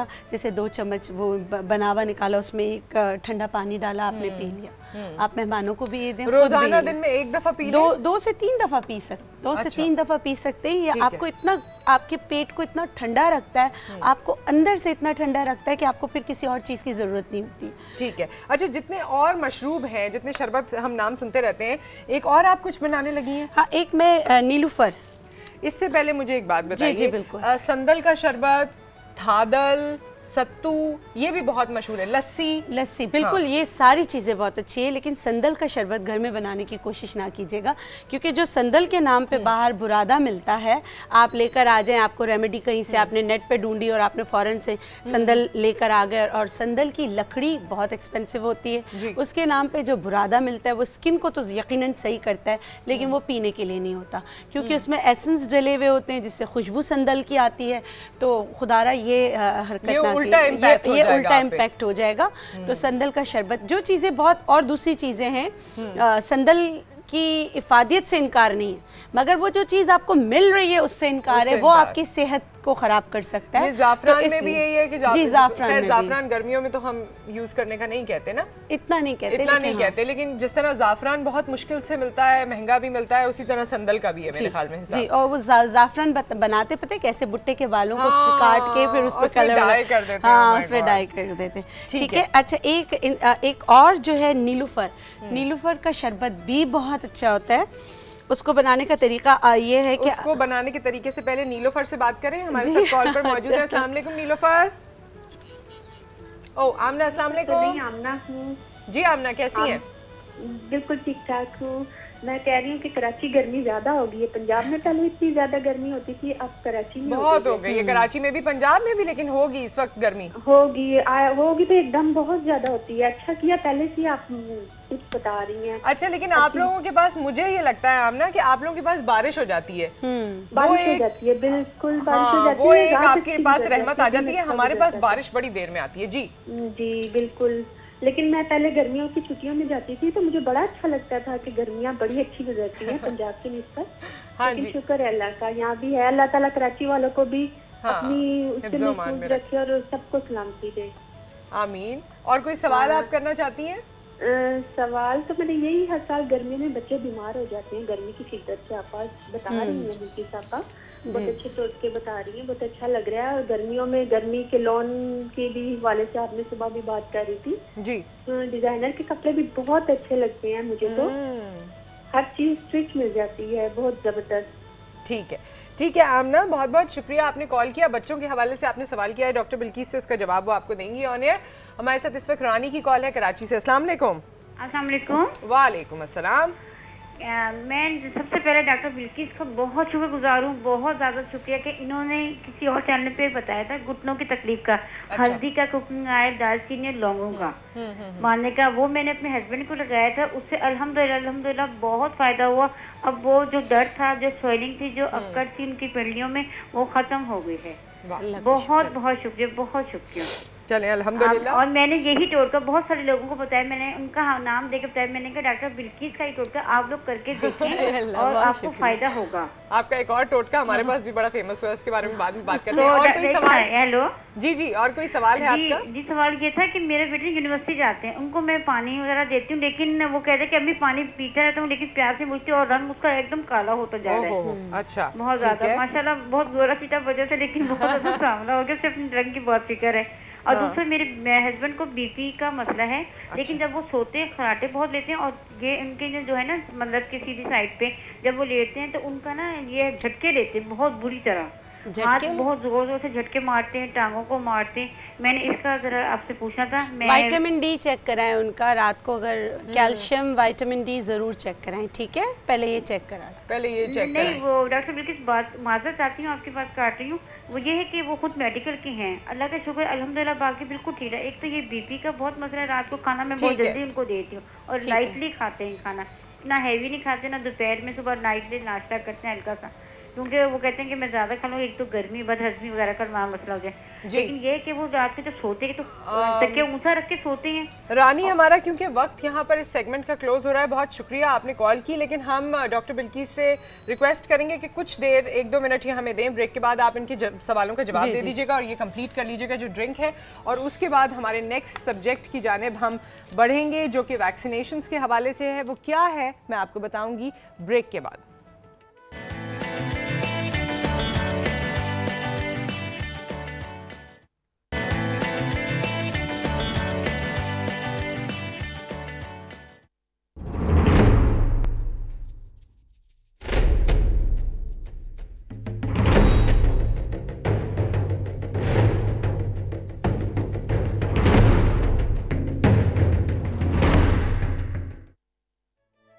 वेलकम बैक। डॉक्टर बिल्किस हमारे साथ मौजूद हैं, ये आपके जो पेंडिंग सवालात थे उनका जवाब देंगी, और उसके बाद हिफाजती टीकों के हवाले से, क्योंकि पूरी दुनिया में इस वक्त वीक मनाया जा रहा है, पूरा हफ्ता मनाया जा रहा है, उसके हवाले से बहुत से अहम सवालात हैं, बहुत सी अहम मालूमात है जिसकी जानिब हम आपको लेकर चलेंगे। लेकिन इसे आप कंप्लीट कर लीजिए। ये जो एक और शरबत है, इसमें एक शरबत में क्या किया था, छोटी, ये क्या शरबत है? ये नीलूफर का जो आपने पूछा था, आपका बेटा जाता है यूनिवर्सिटी, तो आपने क्या करना है, पुदीना 2-3 फूल नीलूफर के, मिश्री, और जो है इसमें नींबू आप निचोड़ सकती हैं बना के ना, ये एक ग्लास के लिए 2 फूल काफ़ी होते हैं। ये रात भर आप भिगो के रखें, सुबह जो है छान कर अपने बच्चों को दे दें, वो जो उससे काफ़ी फ़र्क पड़ता है, लेकिन गर्म पानी में भिगो के आपको रखना है, तो इससे फ़र्क पड़ता है। आपने अपने हस्बैंड के ठंडे में पी ले, ठंडे में पी ले, बिल्कुल। सुबह आप इसको इसमें बर्फ़ डाल के आप पी सकते हैं। अच्छा, आपने हस्बैंड के लिए पूछा था, और वो खुद मेडिकल में है, लेकिन फिर भी मैं एक चीज़ बता देती हूँ। अर्जुन की छाल आपने 6 से 8 ग्राम लेना है, उसको 2 कप पानी में इतना पकाना है कि 1 कप रह जाए। जो 1 कप रह जाएगा तो आप उसमें आधा दूध डालकर सुबह शाम दे दें। इसमें गुलाब और छोटी इलायची डाल लें तो बेहतर होगा। ये बना के ज़रूर दीजिएगा। ठीक है, thank you so much doctor Bilkis. और नेक्स्ट वीक भी डॉक्टर बिल्किस को हम थर्सडे के दिन ही इनसे मुलाकात करेंगे। अगर कोई आपका पसंदीदा टॉपिक है, कोई आपकी परेशानी है, आप हमें भेज दीजिए, हम उस हवाले से डिस्कशन करेंगे, वरना फिर मैं आपको नेक्स्ट वीक बताऊंगी कि हमारा टॉपिक ऑफ डिस्कशन क्या होगा आपके सेगमेंट में। Thank you so much once again. पूरी दुनिया में हिफाजती टीकों के हवाले से दिन मनाया जा रहा है, दिन नहीं सॉरी हफ्ता मनाया जा रहा है, पूरा हफ्ता। हमारे यहाँ लोग बच्चे की पैदाइश के बाद टीके लगवाते हैं, कभी कभी नहीं भी लगवाते हैं। वो कहते हैं जी बस अल्लाह तवक्कल चल रहे हैं। अल्लाह तवक्कल चलना है, लेकिन उसके साथ साथ अल्लाह ताला ने ही आपको कहा है कि आपने आंखें दिमाग सब खोल के इनका इस्तेमाल करते हुए अपना और अपने बच्चों का बचाव करना है। पूरी दुनिया में 25 लाख से ज़ायद बच्चे पूरे साल में अपनी जान दे देते हैं क्योंकि शायद उनको प्रॉपर वैक्सीन नहीं लगी होती। मीज़ल्स, खसरा, जिसके बारे में पिछले दिनों हमने बात की, कितने ही बच्चे हैं जो अपनी जानों से चले जाते हैं इस वजह से क्योंकि उनको प्रॉपर वैक्सीन नहीं लगी और इस बीमारी ने उनको आ जकड़ा। तो आज हम बात करेंगे इन वैक्सीन्स के हवाले से। हमारे साथ हमारी मेहमान मौजूद हैं डॉक्टर रुबीना ताहिर जो कि गायनेकोलॉजिस्ट हैं। आपको वेलकम कहते हैं। अस्सलाम वालेकुम। और गायनेकोलॉजिस्ट का साथ इंसान की ज़िंदगी में उस वक्त होता है जब बच्चा इस दुनिया में आया भी नहीं होता, उस वक्त से उसकी सेहत के बारे में ये लोग हैं जो आगाही भी देते हैं और ख़याल रखने के हवाले से ज़्यादा हमें मालूमात फराहम करते हैं। आपको वेलकम कहते हैं डॉक्टर साहिबा। डॉक्टर रुबीना, वैक्सीनेशंस कितनी इम्पॉर्टेंट हैं? क्योंकि जब ये अमवात की बात है, हम तो समझते थे कि इम्पॉर्टेंट हैं, सेहतमंद बच्चे के लिए इम्पॉर्टेंट हैं, लेकिन अमवात का हो जाना ये एक बड़ी बात है। इतनी इम्पॉर्टेंट है कि अगर ना लगें और बच्चे को बीमारी हो गई तो जाहिर है वो मौत के मुंह में चला जाएगा। जाहिर है ना, देखो इतनी बड़ी बड़ी बीमारियां होती हैं जिनकी वजह से आपकी हेल्थ बीमार भी पड़ते हैं और फिर जैसे मौत भी हो सकती है। सिर्फ देखो मौत एक एक्सट्रीम है ना, लेकिन उससे पहले भी डिसेबिलिटी है, बच्चा अपाहज हो जाए, माजूर हो जाए, बीमार बहुत ज़्यादा रहे, तो इन सारी चीज़ों से आप बच सकते हैं बाय सिंपली अगर एक वैक्सीन लगवा लें तो वाई नॉट। ठीक है ना, और बहुत बहुत स्टैब्लिश्ड रोल है वैक्सीन का। ये नहीं है कि जैसे किसी ने कहा कि नहीं शायद फ़ायदा होता है, शायद नहीं होता, ठीक है, मोस्टली फ़ायदा होता है, ठीक है। ये शायद इसलिए भी, सॉरी मैं आपको इंटरप्ट कर रही हूँ, इसलिए भी ये बनी हुई है बात कि कुछ लोगों ने वैक्सीन्स लगवाए बच्चों को जो लगते हैं, और उसके बावजूद भी उनको जिस बीमारी की वैक्सीन लगी थी वो बीमारी हो गई, तो उनका ये कहना होता है कि जी हमें क्या ज़रूरत है वैक्सीन लगाने की। फिर नहीं, देखिए एक तो ये होता है कि 100% कभी भी कोई भी चीज़ नहीं होती, ठीक है ना, हमेशा 99% भी होगा तो ये होगा कि 99 को उसने प्रोटेक्ट कर लिया, एक को फिर भी होगा, और अगर वो एक आप हैं तो आपको लगेगा कि शायद लगवाने का कोई फ़ायदा ही नहीं था, है ना, इट्स नॉट लाइक दैट। दूसरी चीज़ क्या होती है कि कुछ वैक्सीन होती हैं जिनके लिए बूस्टर चाहिए होता है, कि आपने आज लगवाया, ठीक है, कुछ अरसे के बाद वो वैक्सीन क्या करती है ना, आपके जिस्म में इम्यूनिटी पैदा करती है, थोड़े दिन के बाद उसका लेवल कम होने लगता है, उसके बाद में फिर आप बूस्टर दे देते हैं, बूस्टर के साथ फिर बढ़ जाता है, ठीक है, तो वो आपको बूस्टर्स चाहिए होते हैं। तीसरी चीज़ क्या होती है कि वैक्सीन लगवाने के बावजूद भी बीमारी हो सकती है, लेकिन उसकी शिद्दत कम होगी, ठीक है ना, जिस हद तक वैक्सीन जो बच्चे वैक्सीनेटेड नहीं है उनमें जितनी शदीद होगी उससे कम शदीद होगी, ठीक है ना, तो that is also an advantage, severity कम हो जाएगी। ओके, हमारे साथ कॉलर हैं एहसन साहब, अस्सलाम वालेकुम। जी वालेकुम सलाम, और डॉक्टर साहिबा को भी बहुत बहुत सलाम। बहुत अच्छा किया आपने, बहुत अहम प्रोग्राम कर दिया। बच्चों की औलाद की खुशी तो सबको होती है, लेकिन बहुत से लोग इस सिलसिले में बड़ी लापरवाही बरतते हैं और उनकी प्रॉपर वैक्सीनेशन नहीं करवाते, और ये पूरा एक कोर्स होता है जो तकरीबन 2 साल तक वैक्सीनेशन का चलता है, जिसमें तशन्नुश, टीबी, पोलियो, खसरा, इन तमाम की वैक्सीनेशन होती है। तो इस पे बहुत खास तवज्जो देने की जरूरत है। और मैं डॉक्टर साहिबा से ये भी कहूँगा कि प्लीज थोड़ा सा उन खवातीन के जिनके डिलीवरी होती है, उनके बच्चे होते हैं, उनकी सेहत के हवाले से भी अहम तदाबीर आफ्टर डिलीवरी उनको कितनी अरसे तक क्या क्या करनी चाहिए जरूर बताएं, क्योंकि बाद माँ बच्चों में लग जाती हैं और उनके वालिद साहब भी बच्चे में, तो माँ सफर कर जाती हैं। तो उसमें दोनों चीजों में जरूर बताएं कि उनकी सेहत के लिए प्रॉपर तवानाई की बहाली के लिए क्या किया है। अच्छा एहसन साहब, हम कोशिश करेंगे इस पे थोड़ी सी बात आज हो सकेगी, वरना हम इसको भी टॉपिक रखेंगे और इंशाल्लाह ताला इस पे भरपूर तरीके से डिस्कशन करेंगे। एक और कॉलर हमारे साथ हैं, अस्सलाम वालेकुम यास्मीन। हेलो अस्सलाम वालेकुम। वालेकुम अस्सलाम। मुझे वैक्सीनेशन के हवाले से बात करनी थी। मेरा बेटा प्रीमेच्योर हुआ, अच्छा। तो उसके डॉक्टर ने कहा कि ये कमजोर है, इनका जो पहले इंजेक्शन था वो लेट लगा। अच्छा, ठीक है। 3 महीने में जाके लगा, बहुत कमजोर हुआ था। फिर थोड़े अरसे के बाद 3 महीने का जो इंजेक्शन था वो फिर और लेट लगा, कि अभी तो इसको ये इंजेक्शन लगा है कि 2 हफ्ते बाद हमारे यहाँ हॉस्पिटल में इतना करीब वो है, तो उसकी वजह हॉस्पिटल में इतनी मतलब मसला होता है कि सिर्फ बुध को इंजेक्शन लगता है, और एक ही टाइमिंग में इतने सारे लोग आए हुए होते हैं, तो मुझे मुश्किल होती है कि नंबर नहीं आता, कभी कुछ हो जाता है कभी कुछ। इस वजह से आज मेरा बेटा 4 साल का होने वाला है, जुलाई में 4 साल का हो जाएगा। अब मैम मुझे अब MMR मुझे किसी ने इंजेक्शन बताया डॉक्टर ने, और उन्होंने कहा कि वो 11,000 का है। मैं 11,000 का इंजेक्शन अफोर्ड नहीं कर सकती। अब मुझे किसी ने बताया कि डिस्पेंसरी से लगवा ले, वहाँ से सस्ता लगता है। क्या ये सही है? डिस्पेंसरी से सस्ता लगता है, मैं वहाँ से लगवा लूँ, या मैं 11,000 ही का इंजेक्शन लगाऊं? फिर मुझे किसी ने ये भी कहा कि ना ये लगवा ले, लेकिन अगर नहीं भी लग कोई मसला नहीं है। अच्छा, एक्चुअली आपके बेटे को पहले मीजल्स का इंजेक्शन लग गया?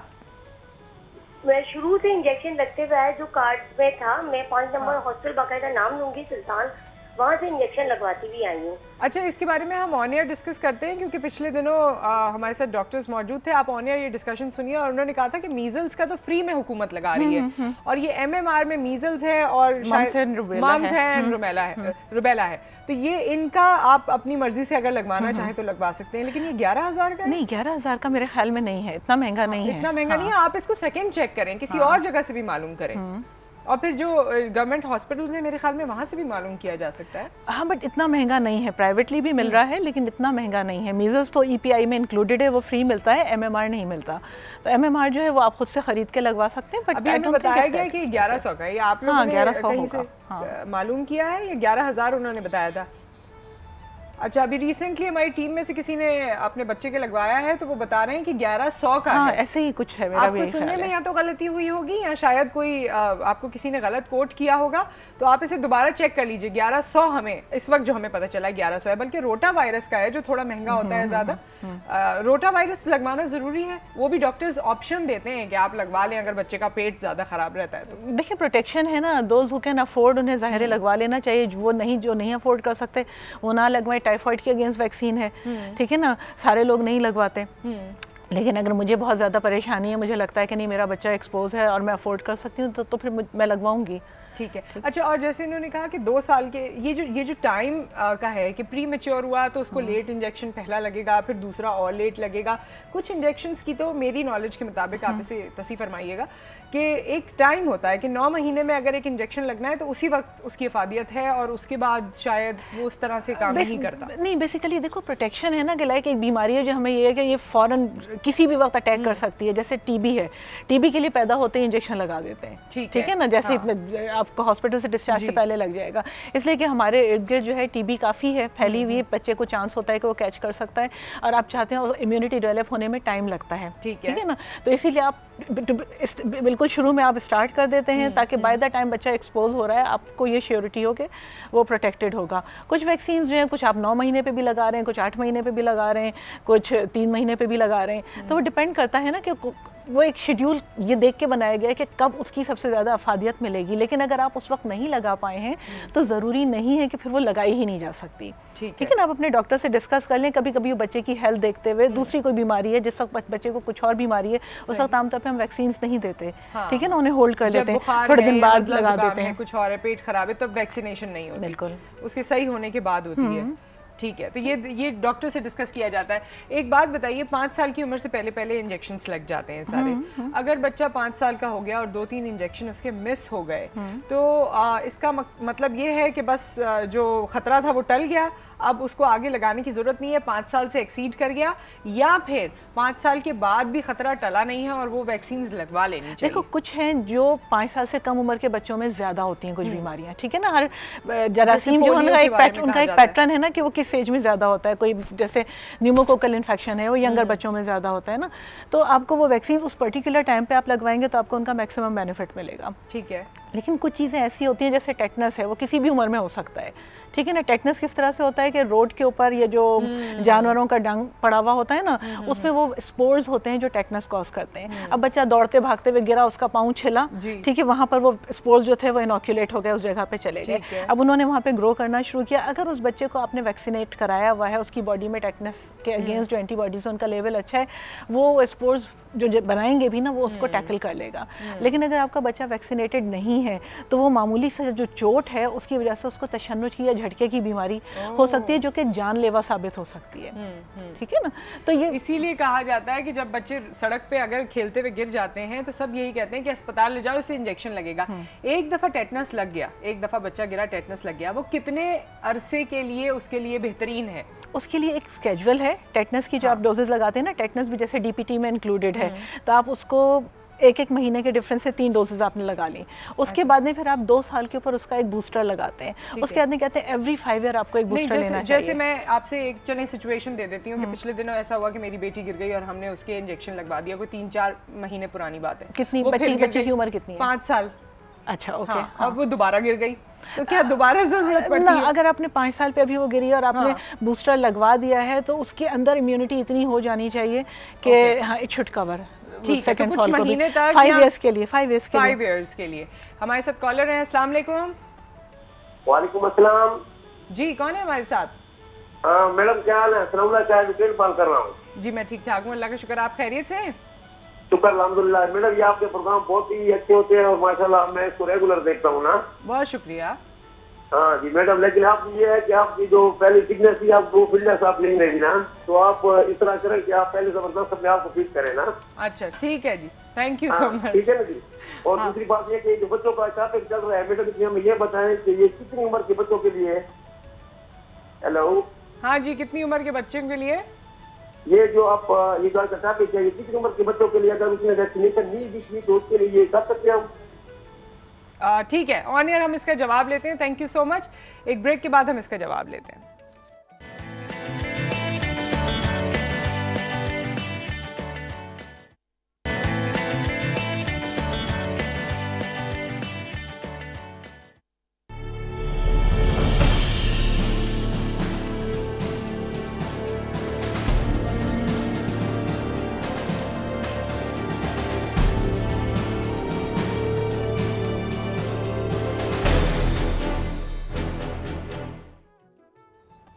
ये बड़ा डिफ़िकल्ट टाइम होता है पेरेंट्स के लिए जब बच्चों को इंजेक्शन लगते हैं, और इंजेक्शन लगने के बाद कुछ बच्चों को बुखार आ जाता है, उनका टेस्ट ख़राब हो जाता है, तो पेरेंट्स बहुत ज़्यादा इस चीज़ से भी कंसर्न होते हैं। जो न्यू मदर्स हैं ख़ास तौर पे, अगर बच्चे को पहली वैक्सीन लगी और उसके बाद उससे बुखार आ गया तो वो समझते हैं कि ये कोई बिग डील है, बुरी बात है। हल्का फुल्का सा हो सकता है, हल्का फुल्का सा बुखार हो सकता है, उसके लिए पैनाडोल ड्रॉप्स दिए जा सकते हैं। और वो पहली वैक्सीन में मेरे ख्याल में डीपीटी होता है, बीसीजी के बाद बीसीजी होता है। ओके, हाँ, उसके बाद जो होता है उसमें बुखार भी आता है और उसमें तकलीफ भी बहुत होती है बच्चे को, थोड़ी सी होती है, बर्दाश्त कर लें। वो बर्दाश्त करना पड़ेगा, थोड़ी सी होती है, इतनी नहीं होती है। अच्छा, एक दो और वैक्सीन जैसे रुबेला का जिक्र अभी हमने किया था MMR के दौरान भी, और rubella is important, it's very important, खास तौर से बच्चियों के लिए।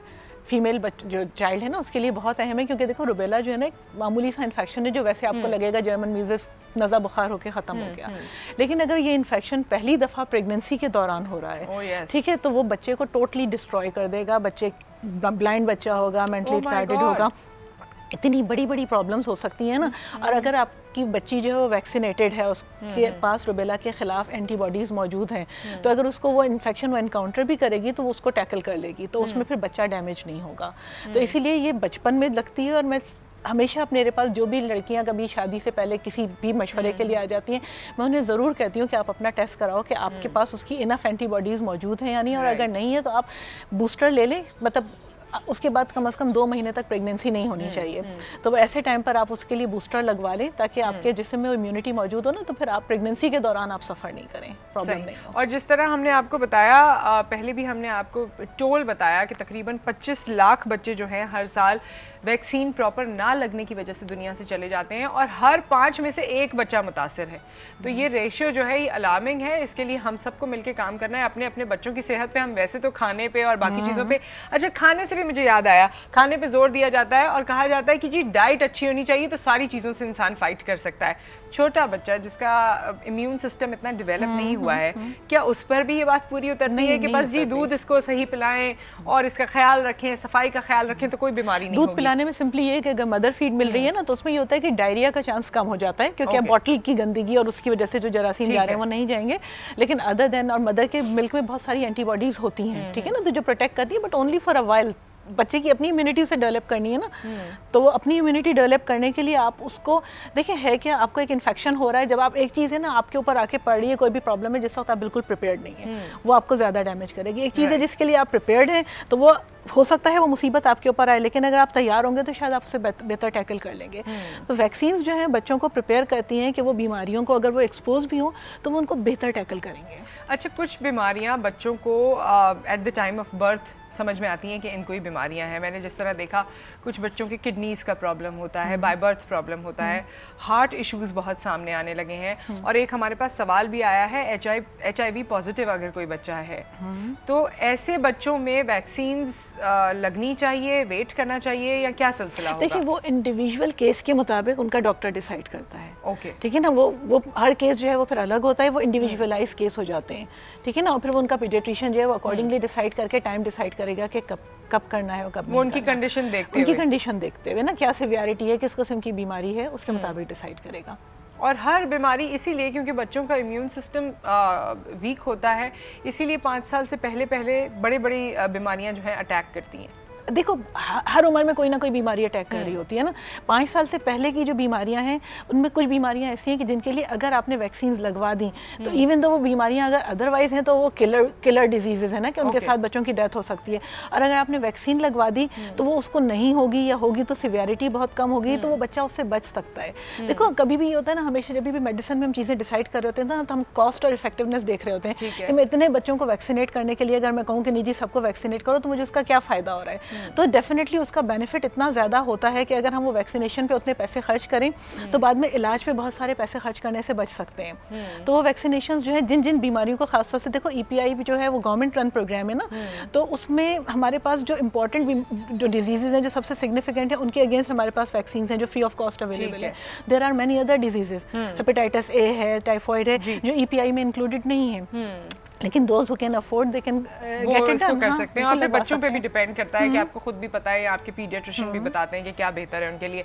हमारे साथ मिसेस फैसल की कॉल है और उसके बाद डॉक्टर साहिबा आज आपको कुछ नई वैक्सीनेशंस के हवाले से भी बताएंगी जो बड़ी बड़ी बीमारियों को काउंटर करने के लिए हैं। अस्सलाम वालेकुम। अस्सलाम वालेकुम। वालेकुम अस्सलाम। मिसेस फैसल कैसी हैं? अल्लाह का शुक्र, आप कैसी हैं? ठीक ठाक, अल्लाह का शुक्र। मुझे मेरी बेटी है 8 इयर्स की, 8 साल की। हाँ जी, 8 ईयर की है, 8 साल की। उसकी थोड़ा सा पहले मैंने क्लोनोस्कोपी भी कराई थी। तो उसको प्रॉब्लम है, उसको यूरिन बहुत ज्यादा आता है और वो बहुत ज्यादा यूरिन पास करती है। इवन कि वो स्कूल को है तो कभी कभी इस चीज से परेशान भी हो जाती है। और खाती वो कुछ भी नहीं है, उसको कुछ नहीं दे दो, वो 2 बैच के बाद उसका सेम प्रॉब्लम कि आई कांट ईट एनीथिंग। अच्छा। तो मैं इतनी ज्यादा उसको लेके परेशान होती हूँ, इतनी ज्यादा कि वो उस तरीके से खाती पीती भी नहीं है और बीमार भी है सच नहीं, माशाल्लाह एक्टिव भी बहुत है। पढ़ने लिखने में वो 99% मार्क्स गेन करती है। लेकिन उसकी इस प्रॉब्लम को लेकर और मैं इतनी ज्यादा परेशान हूँ कि वो कमजोर सी और बिल्कुल, तो कभी मुझे समझ ही नहीं लगती। मैंने डॉक्टर से भी काफी दफा कंसल्ट किया है, वो कोई ऐसा तो मेडिसिन वगैरह भी नहीं करते हैं रेकमेंड। तो मैं बड़ी परेशान हूँ। मैं अब आपकी ठीक, आपको बात समझ आ गई? हाँ, मुझे समझ में आ गई। ठीक है, ऑन एयर हम इसका जवाब देंगे आपको। Mrs Faisal thank you so much, आपने कॉल किया। एक और कॉलर है, फिर एक साथ ही जवाब देंगे। फरहाना अस्सलाम वालेकुम। अस्सलाम वालेकुम। वालेकुम अस्सलाम। ठीक ठाक हैं आप? अल्लाह का शुक्र है। मुझे क्वेश्चन ये पूछना था कि मेरे बच्चे की एज 5 साल 4 महीने हो गई है। ठीक है। तो अब मैं 5 साल वाली वैक्सीन उसको लगवा सकती हूँ या एज निकल गई? और वैक्सीन अगर कोई खास है तो वो भी बता दीजिए ताकि पता चल जाए कि उसकी कितनी जरूरत है। बता दीजिए वैसे ही लगवा सकती हैं, लगवा सकती हैं। 4 महीने से इतना फर्क लगवा। ठीक है, थैंक यू। 10 साल वाली वैक्सीन से बच्ची को कोई नुकसान तो नहीं होता? 10 साल की बच्ची को वैक्सीन लगवाई जाए? 10 साल की बच्ची को डॉक्टर से कंसल्ट कर लें कि उसे किन वैक्सीन की ज़रूरत है। बहुत सारी वैक्सीन जो शायद 5 साल से पहले लगनी थी, अब उसको उनकी ज़रूरत नहीं होगी, ठीक है ना। लेकिन रुबेला वगैरह जो है probably she will need them. और 10 साल की एज पे जो आप नई वैक्सीन कह रहे थे ना, thank you so much Farhana, आपने कॉल किया। अच्छा, नई वैक्सीन से पहले हम इनका पेंडिंग जवाब दे दें मिसेस फैसल का, जिनकी 8 साल की बच्ची है। देखो 8 साल की बच्ची है ना, एक तो जब कह रहे हैं बार बार पेशाब आ रहा है तो डायबिटीज़ के लिए चेक कर लें। डायबिटीज़ में भी बार बार पॉलीयूरिया होता है ना, बार बार यूरिन और इन्होंने कोई प्रोसेस भी बताया कि वो मैं करवा चुकी हूँ। कोलोनोस्कोपी कराइए। कोलोनोस्कोपी जो है वो आंत के लिए होती है। और ये जो सिस्टोस्कोपी प्रॉबेबली या तो कहना चाह रही होंगी जो ब्लैडर के लिए होती है ना वो। और दूसरी चीज़ ये कि जैसे अल्ट्रासाउंड जो है ये देखने के लिए कि जब आप बच्ची यूरिन पास करती है ना, कभी कभी क्या होता है कि यूरिन जिस से आप पास करें ट्यूब में, उसमें रुकावट होती है, तो वो पूरा यूरिन पास नहीं कर पा रही होती है। तो एक अल्ट्रासाउंड होता है जो देखते हैं हम कि पीछे यूरिन बच तो नहीं रहा है पेशाब करने के बाद। तो अगर वो है तो उसमें होगा कि बार बार उसको फ्रीक्वेंसी होगी, बार बार जाएगी ना। तो ये थोड़ी सी जाके प्रॉपर्ली बच्चे को एवेल्युएट करा लें कि क्या प्रॉब्लम है। किसी यूरोलॉजिस्ट के पास ले जाएं जब यूरिन का प्रॉब्लम है तो। ओके, और नई वैक्सीन का जल्दी से बता दीजिए हमें। देखिए, ह्यूमन पेपिलोमा वायरस वैक्सीन है जो कि कैंसर के लिए अगेंस्ट, जो बच्चेदानी के मुंह का कैंसर होता है ना, CS सर्विक्स, उसके अगेंस्ट प्रोटेक्ट करती है। तो बच्चियों को वो 11-12 साल की उम्र में तकरीबन लगवाते हैं। 3 डोजेज होती हैं। थोड़ी सी एक्सपेंसिव वैक्सीन है। जो वार्ड्स होते हैं उनके अगेंस्ट भी और कैंसर के अगेंस्ट भी। कहते ये कि जो बच्चेदानी के मुंह का कैंसर है ना, वो एक बहुत बड़ा किलर है ख़वातीन का। अच्छा। ठीक है ना, हो जाता है और आमतौर पे बहुत लेट डायग्नोस हो रहा होता है, तो यूजुअली इट किल्स। ओके। तो एक ऐसा कैंसर जिसको वेस्ट में कह रहे हैं कि अब क्योंकि वो वैक्सीनेशन कर रहे हैं तो कहते हैं कैंसर इरेडिकेट हो जाएगा, खत्म हो जाएगा। तो अगर इतनी बड़ी चीज़ को आप एक इतनी छोटी सी अफोर्डेबल है, थोड़ी महंगी है। अच्छा। अभी जो थोड़ा अर्सा पहले उसकी जो क्वाड्रावेलेंट थी वो 8,000 की थी और जो बायोवेलेंट थी जो सिर्फ कैंसर के अगेंस्ट है वो 4-5 हज़ार की थी एक डोज। तो 3 डोजेज आपको लगवानी है। 3 डोजेज लगवानी है। तो इसके लिए थोड़ा सा कर लें, देखिए ना थोड़ा मैनेज करें, कुछ चीज़ों को कॉम्प्रोमाइज करें, लेकिन कर लें। 26 से पहले लगवा लें या शादी से पहले लगवा लें, जब है ना उससे पहले लगवा लें। अच्छा, शादी के बाद वालों के लिए नहीं है? उसके बाद कुछ और टेस्ट करके फिर देखेंगे ना। Okay, thank you so much doctor साहिबा, आप हमारे साथ मौजूद रहीं। ब्रेक के बाद हम एक और सब्जेक्ट पे बात कर रहे हैं और वो सब्जेक्ट ये होगा कि वो स्टूडेंट्स जो आला तालीम हासिल करना चाहते हैं लेकिन उनके पास इतने फंड्स नहीं हैं, उनके पास इतने ज़राए नहीं हैं, उनके लिए आज एक ज़रिया हमारे शो में मौजूद होगा आफ्टर दिस ब्रेक।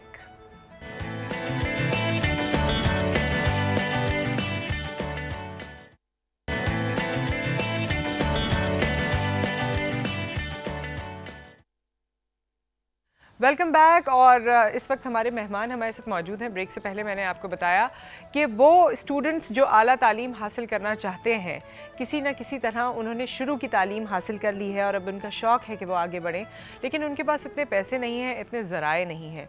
उनके लिए कौन सा एक ज़रिया है जिसके तहत वो तालीम हासिल करके आगे बढ़ सकते हैं, इस बारे में हम बात करेंगे। हमारे मेहमान हमारे साथ मौजूद हैं। हफीज़ुल हक साहब हैं जो कि चेयरमैन हैं प्रोफेशनल एजुकेशन फाउंडेशन के। आपको वेलकम कहते हैं। अस्सलाम वालेकुम। ये इदारा तकरीबन 7 साल पुराना है और इसको चेयर आप कर रहे हैं। और हमारे साथ मौजूद हैं जो इस इदारे के स्टूडेंट हैं, वन ऑफ द स्टूडेंट्स हैं, अदनान ज़ेब साहब। और अभी मैं इनसे पूछ रही थी तो इन्होंने बताया कि शुरुआत की तालीम इन्होंने TCF से हासिल की और अब इन्होंने MBA किया है। कर रहे हैं, कर लिया, तकरीबन कंप्लीट हो गया है और प्रोफेशनल एजुकेशन फाउंडेशन से। आपका एक्सपीरियंस भी मैं जानूंगी, आपकी स्टोरी भी जानूंगी और सर आपसे भी हम चाहेंगे कि इसके बारे में बताइए। लेकिन तमाम बातों से पहले एक वीडियो है आपके लिए, वो आप मुलाहिजा फरमाइए, then we are coming back. मुल्क और कौम की तरक्की और पस्ती का अंदाजा उस मुल्क के निज़ाम तालीम से लगाया जाता है। अफसोस के साथ कहना पड़ता है कि वतन अजीज में निज़ाम तालीम रोज़े अव्वल से ही ज़बूहाली का शिकार तो है ही, मगर आला तालीम तक रसाई सिर्फ दौलतमंद लोगों की होती है। गरीब घरानों से ताल्लुक़ रखने वाले तुलबा चाहते हुए भी आला तालीम हासिल नहीं कर पाते।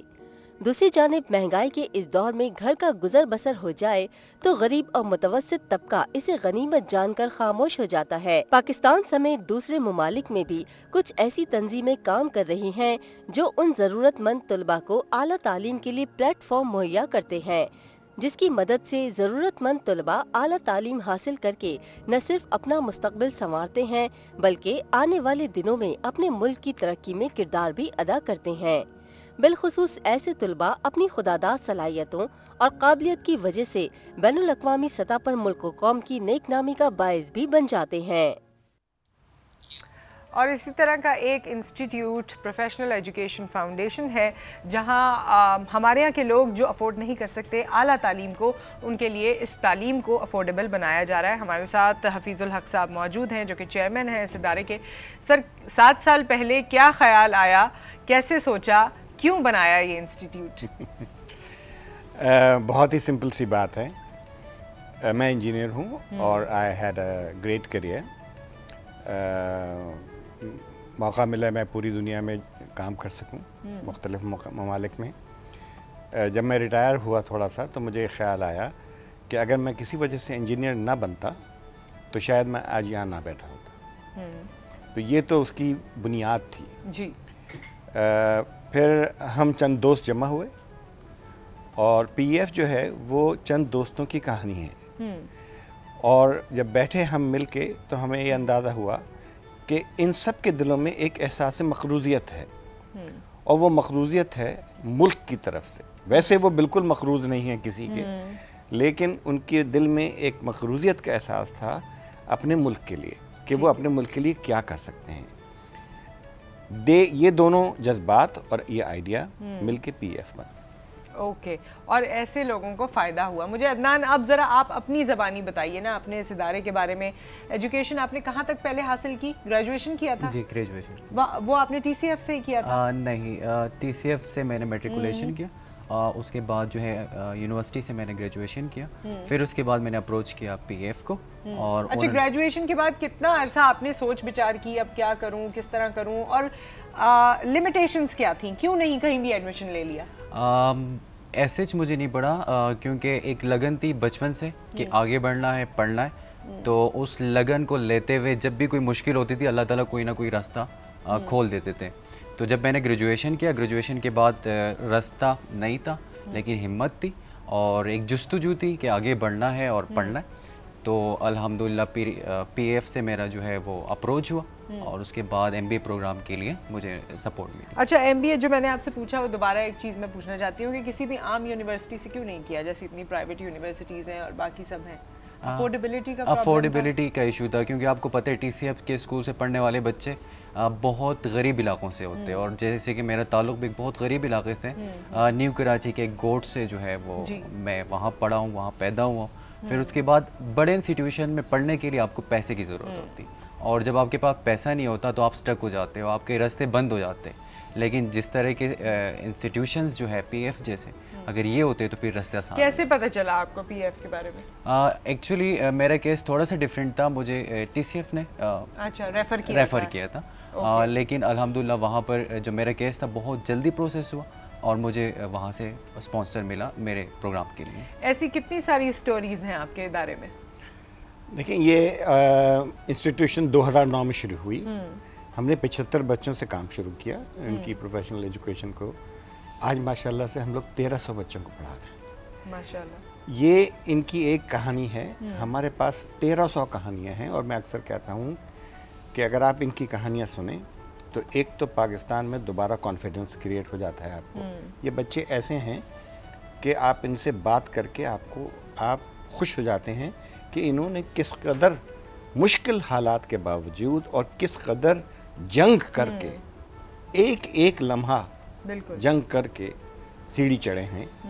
और जब ये इंटर साइंस के इनके नंबर अच्छे हैं और इनको दाखला मिल गया है और जब ये फीस की शक्ल देखते हैं तो इनके चेहरे उतर जाते हैं। इनके माँ बाप रोने लगते हैं। बिल्कुल। और कि मेरा बेटा है, मैं इसके यहाँ तक ले आया हूँ, अब मैं इसको क्या करूँ, ये तो इसकी ज़िंदगी जो है ये कोई मैकेनिक बन जाएगा या कोई दर्जी बन जाएगा। ये ऐसा मौका है कि हम सबको सोसाइटी के तौर पर आके उन बच्चों की मदद करनी है। ये वो बच्चे हैं हमारे पास, हमारे पीएफ में 85% बच्चे ऐसे हैं जिनकी 75% से ज़्यादा मार्क्स हैं। अच्छा, 75% से ज़्यादा मार्क्स हैं जी। वाह। हमारे साथ इस वक्त कॉलर हैं सना। अस्सलाम वालेकुम। अस्सलाम वालेकुम। वालेकुम अस्सलाम, कैसी हैं? मैं ठीक। सर मुझे ना बात करनी थी इन सर से। मेरे 2 बच्चे हैं। अच्छा। और वो एक यानी मेरी बेटी पढ़ रही है। मैं क्या स्कूल का नाम शो ऑफ कर सकती हूँ? नहीं, वैसे ही आप बताइए।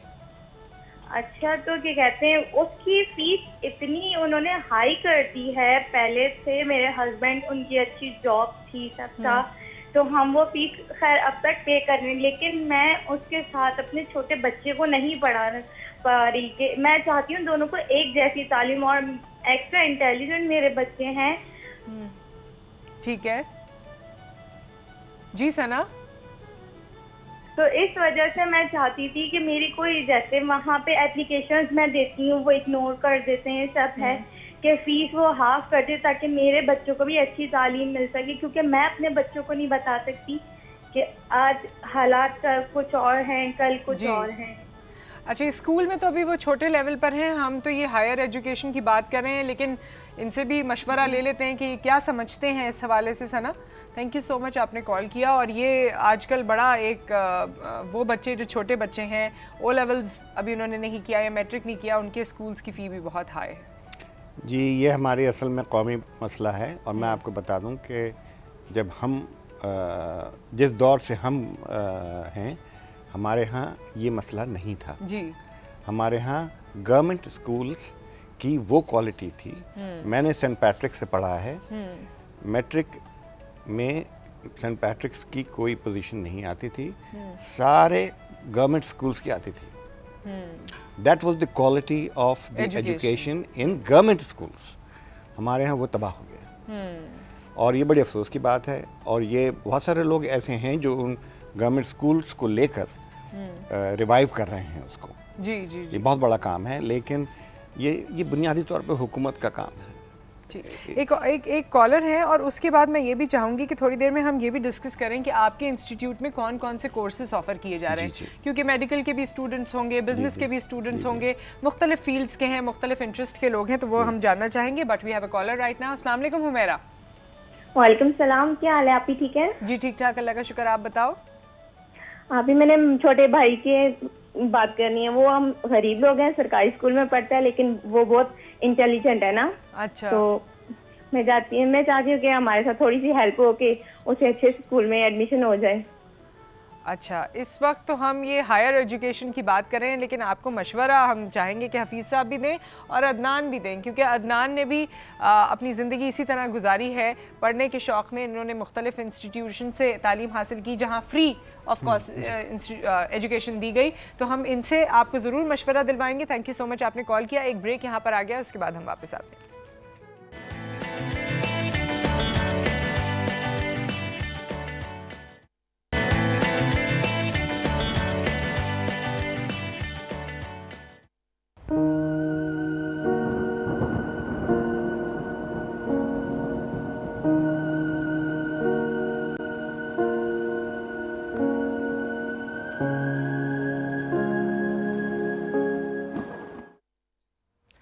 Welcome back. और हमारे पास इस वक्त हमारे मेहमान मौजूद हैं, हफीज़ुल हक साहब हैं, अदनान हैं, और हम उस एजुकेशनल इंस्टीट्यूशन के बारे में बता रहे हैं जहां आपको higher education free of cost हासिल करने का मौका मिल सकता है। वहां कौन कौन से कोर्सेज ऑफ़र किए जाते हैं उसके बारे में सर आप बताएंगे, और कुछ चीज़ें आपने भी बतानी है जो हमारे कॉलर्स ने पूछी थी।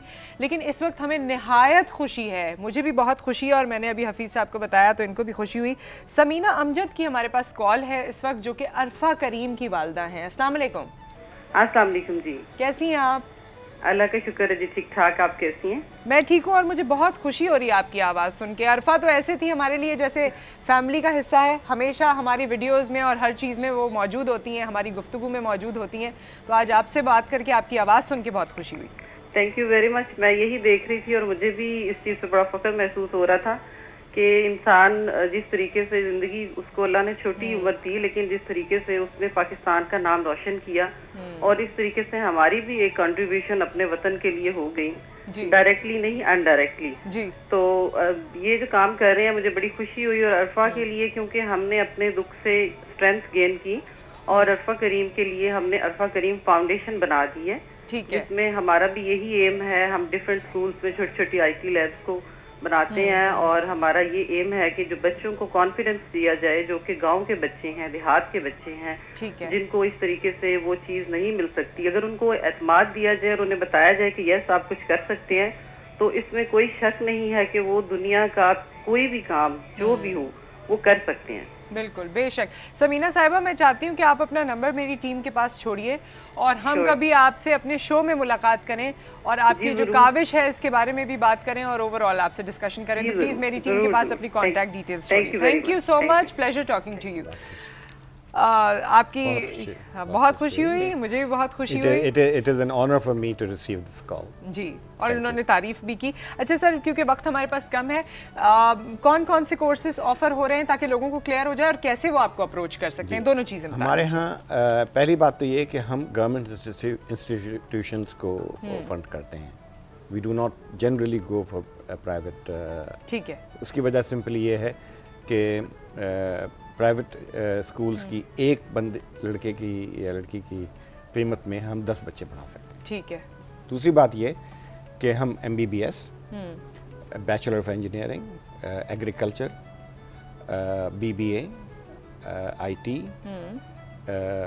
एंड MBA, इन डिसिप्लिन्स को पे हम फोकस कर रहे हैं फ़िलहाल, और इंशाल्लाह 4-5 साल बाद अगर हम और तरक्की करेंगे तो हम इनको थोड़ा सा और फैला। ठीक है। अगर मैं आपके पास आती हूँ, मैं किस तरीके से आ सकती हूँ? हमारा जो बुनियादी तरीका है इनटेक का वो है थ्रू यूनिवर्सिटीज़। ओके। हर यूनिवर्सिटी में एक ऑफिस है जहाँ पे वो उनकी जिम्मेदारी है कि वो जो बच्चे ज़रूरतमंद हैं और उनको ज़रूरत है उनको स्कॉलरशिप से मैच करते हैं। ठीक है। हम उनके पास जाते हैं, हमारे पास 32 यूनिवर्सिटीज़ हैं ऑल ओवर पाकिस्तान। हम उनसे कहते हैं कि आप हमें बच्चे दें, फिर हम उनको अपने क्राइटेरिया पे जज करते हैं और उनको स्कॉलरशिप दे देते हैं। जितने पैसे हैं वो सारे यूनिवर्सिटी को जाते हैं। ओके। और ये ढूंढना इनको आपको यूनिवर्सिटीज़ में ही है जी, या ये कोई डायरेक्ट लिंक से भी आपको अप्रोच कर सकते हैं? भी कर सकते हैं। तो फिर then what we do is that we bring them, we want to involve the university actually, because university तो पूरी दुनिया में, पूरे पाकिस्तान में फैली हुई है ना, we also need a bit of supervision। ठीक है, ठीक है, हमारे साथ एक और कॉलर हैं, समीना सैयद साहिबा हैं, और उसके बाद अदनान, आपने उनका जवाब भी देना है। जो हमारे पास कॉलर थी और कह रही थी कि मेरा भाई बहुत इंटेलिजेंट है लेकिन हम अफोर्ड नहीं कर सकते, उसने मैट्रिक नहीं किया है अभी। आप इस दौर से गुजरे हैं तो अपने एक्सपीरियंस से उनको ज़रूर मशवरा दे दीजिएगा। अस्सलाम वालेकुम समीना सैयद साहिबा। वालेकुम अस्सलाम।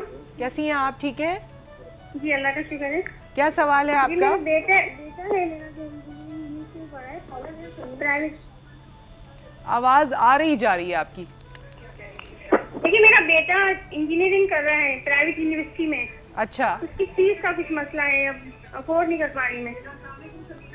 अच्छा, अभी तो हफीजुल हक साहब ने बताया कि ये उन बच्चों को सपोर्ट कर रहे हैं इस वक्त जिनका ताल्लुक गवर्नमेंट यूनिवर्सिटीज़ से है।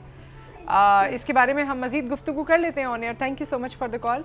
आपके सवाल का जवाब हम लेंगे, लेकिन उससे पहले हमें उनका जवाब देना है जिनका भाई अभी मैट्रिक उसने नहीं किया है, वो उनको पढ़ाना चाहते हैं लेकिन अफोर्ड नहीं कर सकते। अफोर्डिंग का जो जहाँ तक इशू है, मेरा एक्सपीरियंस ये रहा कि मैंने एक NGO के स्कूल में पढ़ा और कराची में बहुत सारे NGO ऐसे हैं जो कि एजुकेशन के ऊपर काम कर रहे हैं। तो अगर ये अप्रोच करते हैं किसी NGO के स्कूल को तो वहाँ पर इनको इतनी हाई फीस पे नहीं करनी पड़ेगी और अच्छा रहेगा, और अच्छा रहेगा, स्टैंडर्ड रहेगा। मेरी एग्जांपल आपके सामने कि हमने पढ़ा और TCF के बहुत सारे स्टूडेंट्स ऐसे हैं जो अच्छी जगहों पे आजकल मौजूद हैं। फिर उसके बाद आप यूनिवर्सिटी लाइफ के अंदर जाते तो पाकिस्तान प्रोफेशनल एजुकेशन फाउंडेशन आपको सपोर्ट कर रहा है। इस तरह की बहुत सारे इंस्टीट्यूशंस हैं जो सपोर्ट कर रहे हैं। एक्चुअल जो बात होती है वो आपकी इंटरनल फीलिंग्स की होती है कि आप किस मोटिवेशन के साथ आगे बढ़ना चाहते हैं। अगर आपके अंदर जज्बा है आगे बढ़ने का, पढ़ने का जज्बा है, तो अल्लाह ताला आसानियाँ पैदा करते रहते हैं और बहुत सारे, जैसे सर ने भी फरमाया कि इंशाल्लाह सपोर्ट मिल जाएगी। अच्छा, एक चीज़ और, गो कि आपकी पर्सनल लाइफ के हवाले से है, लेकिन हम क्योंकि ब्रेक पे बात कर रहे थे और बहुत से लोगों को हिम्मत मिलती है बात सुन के, अपने जैसे हालात देख के। आपके घर में माशाल्लाह आप कितने बहन भाई? माशाल्लाह से हम लोग 9 बहन भाई हैं और मेरे फादर अकेले जो है उन सबको संभाल रहे थे और अल्हम्दुलिल्लाह अब जो है आप पढ़ लिख के अब मैं सपोर्ट कर अब सपोर्ट करेंगे। सर, जो इन्होंने बात की प्राइवेट यूनिवर्सिटीज़ में भी जिनके बच्चे हैं, फ़ी बहुत हाई है, उनके लिए कुछ हो सकता है? एक लाइन में आपने इसका जवाब देना है, टाइम हमारे पास ख़त्म हो रहा है।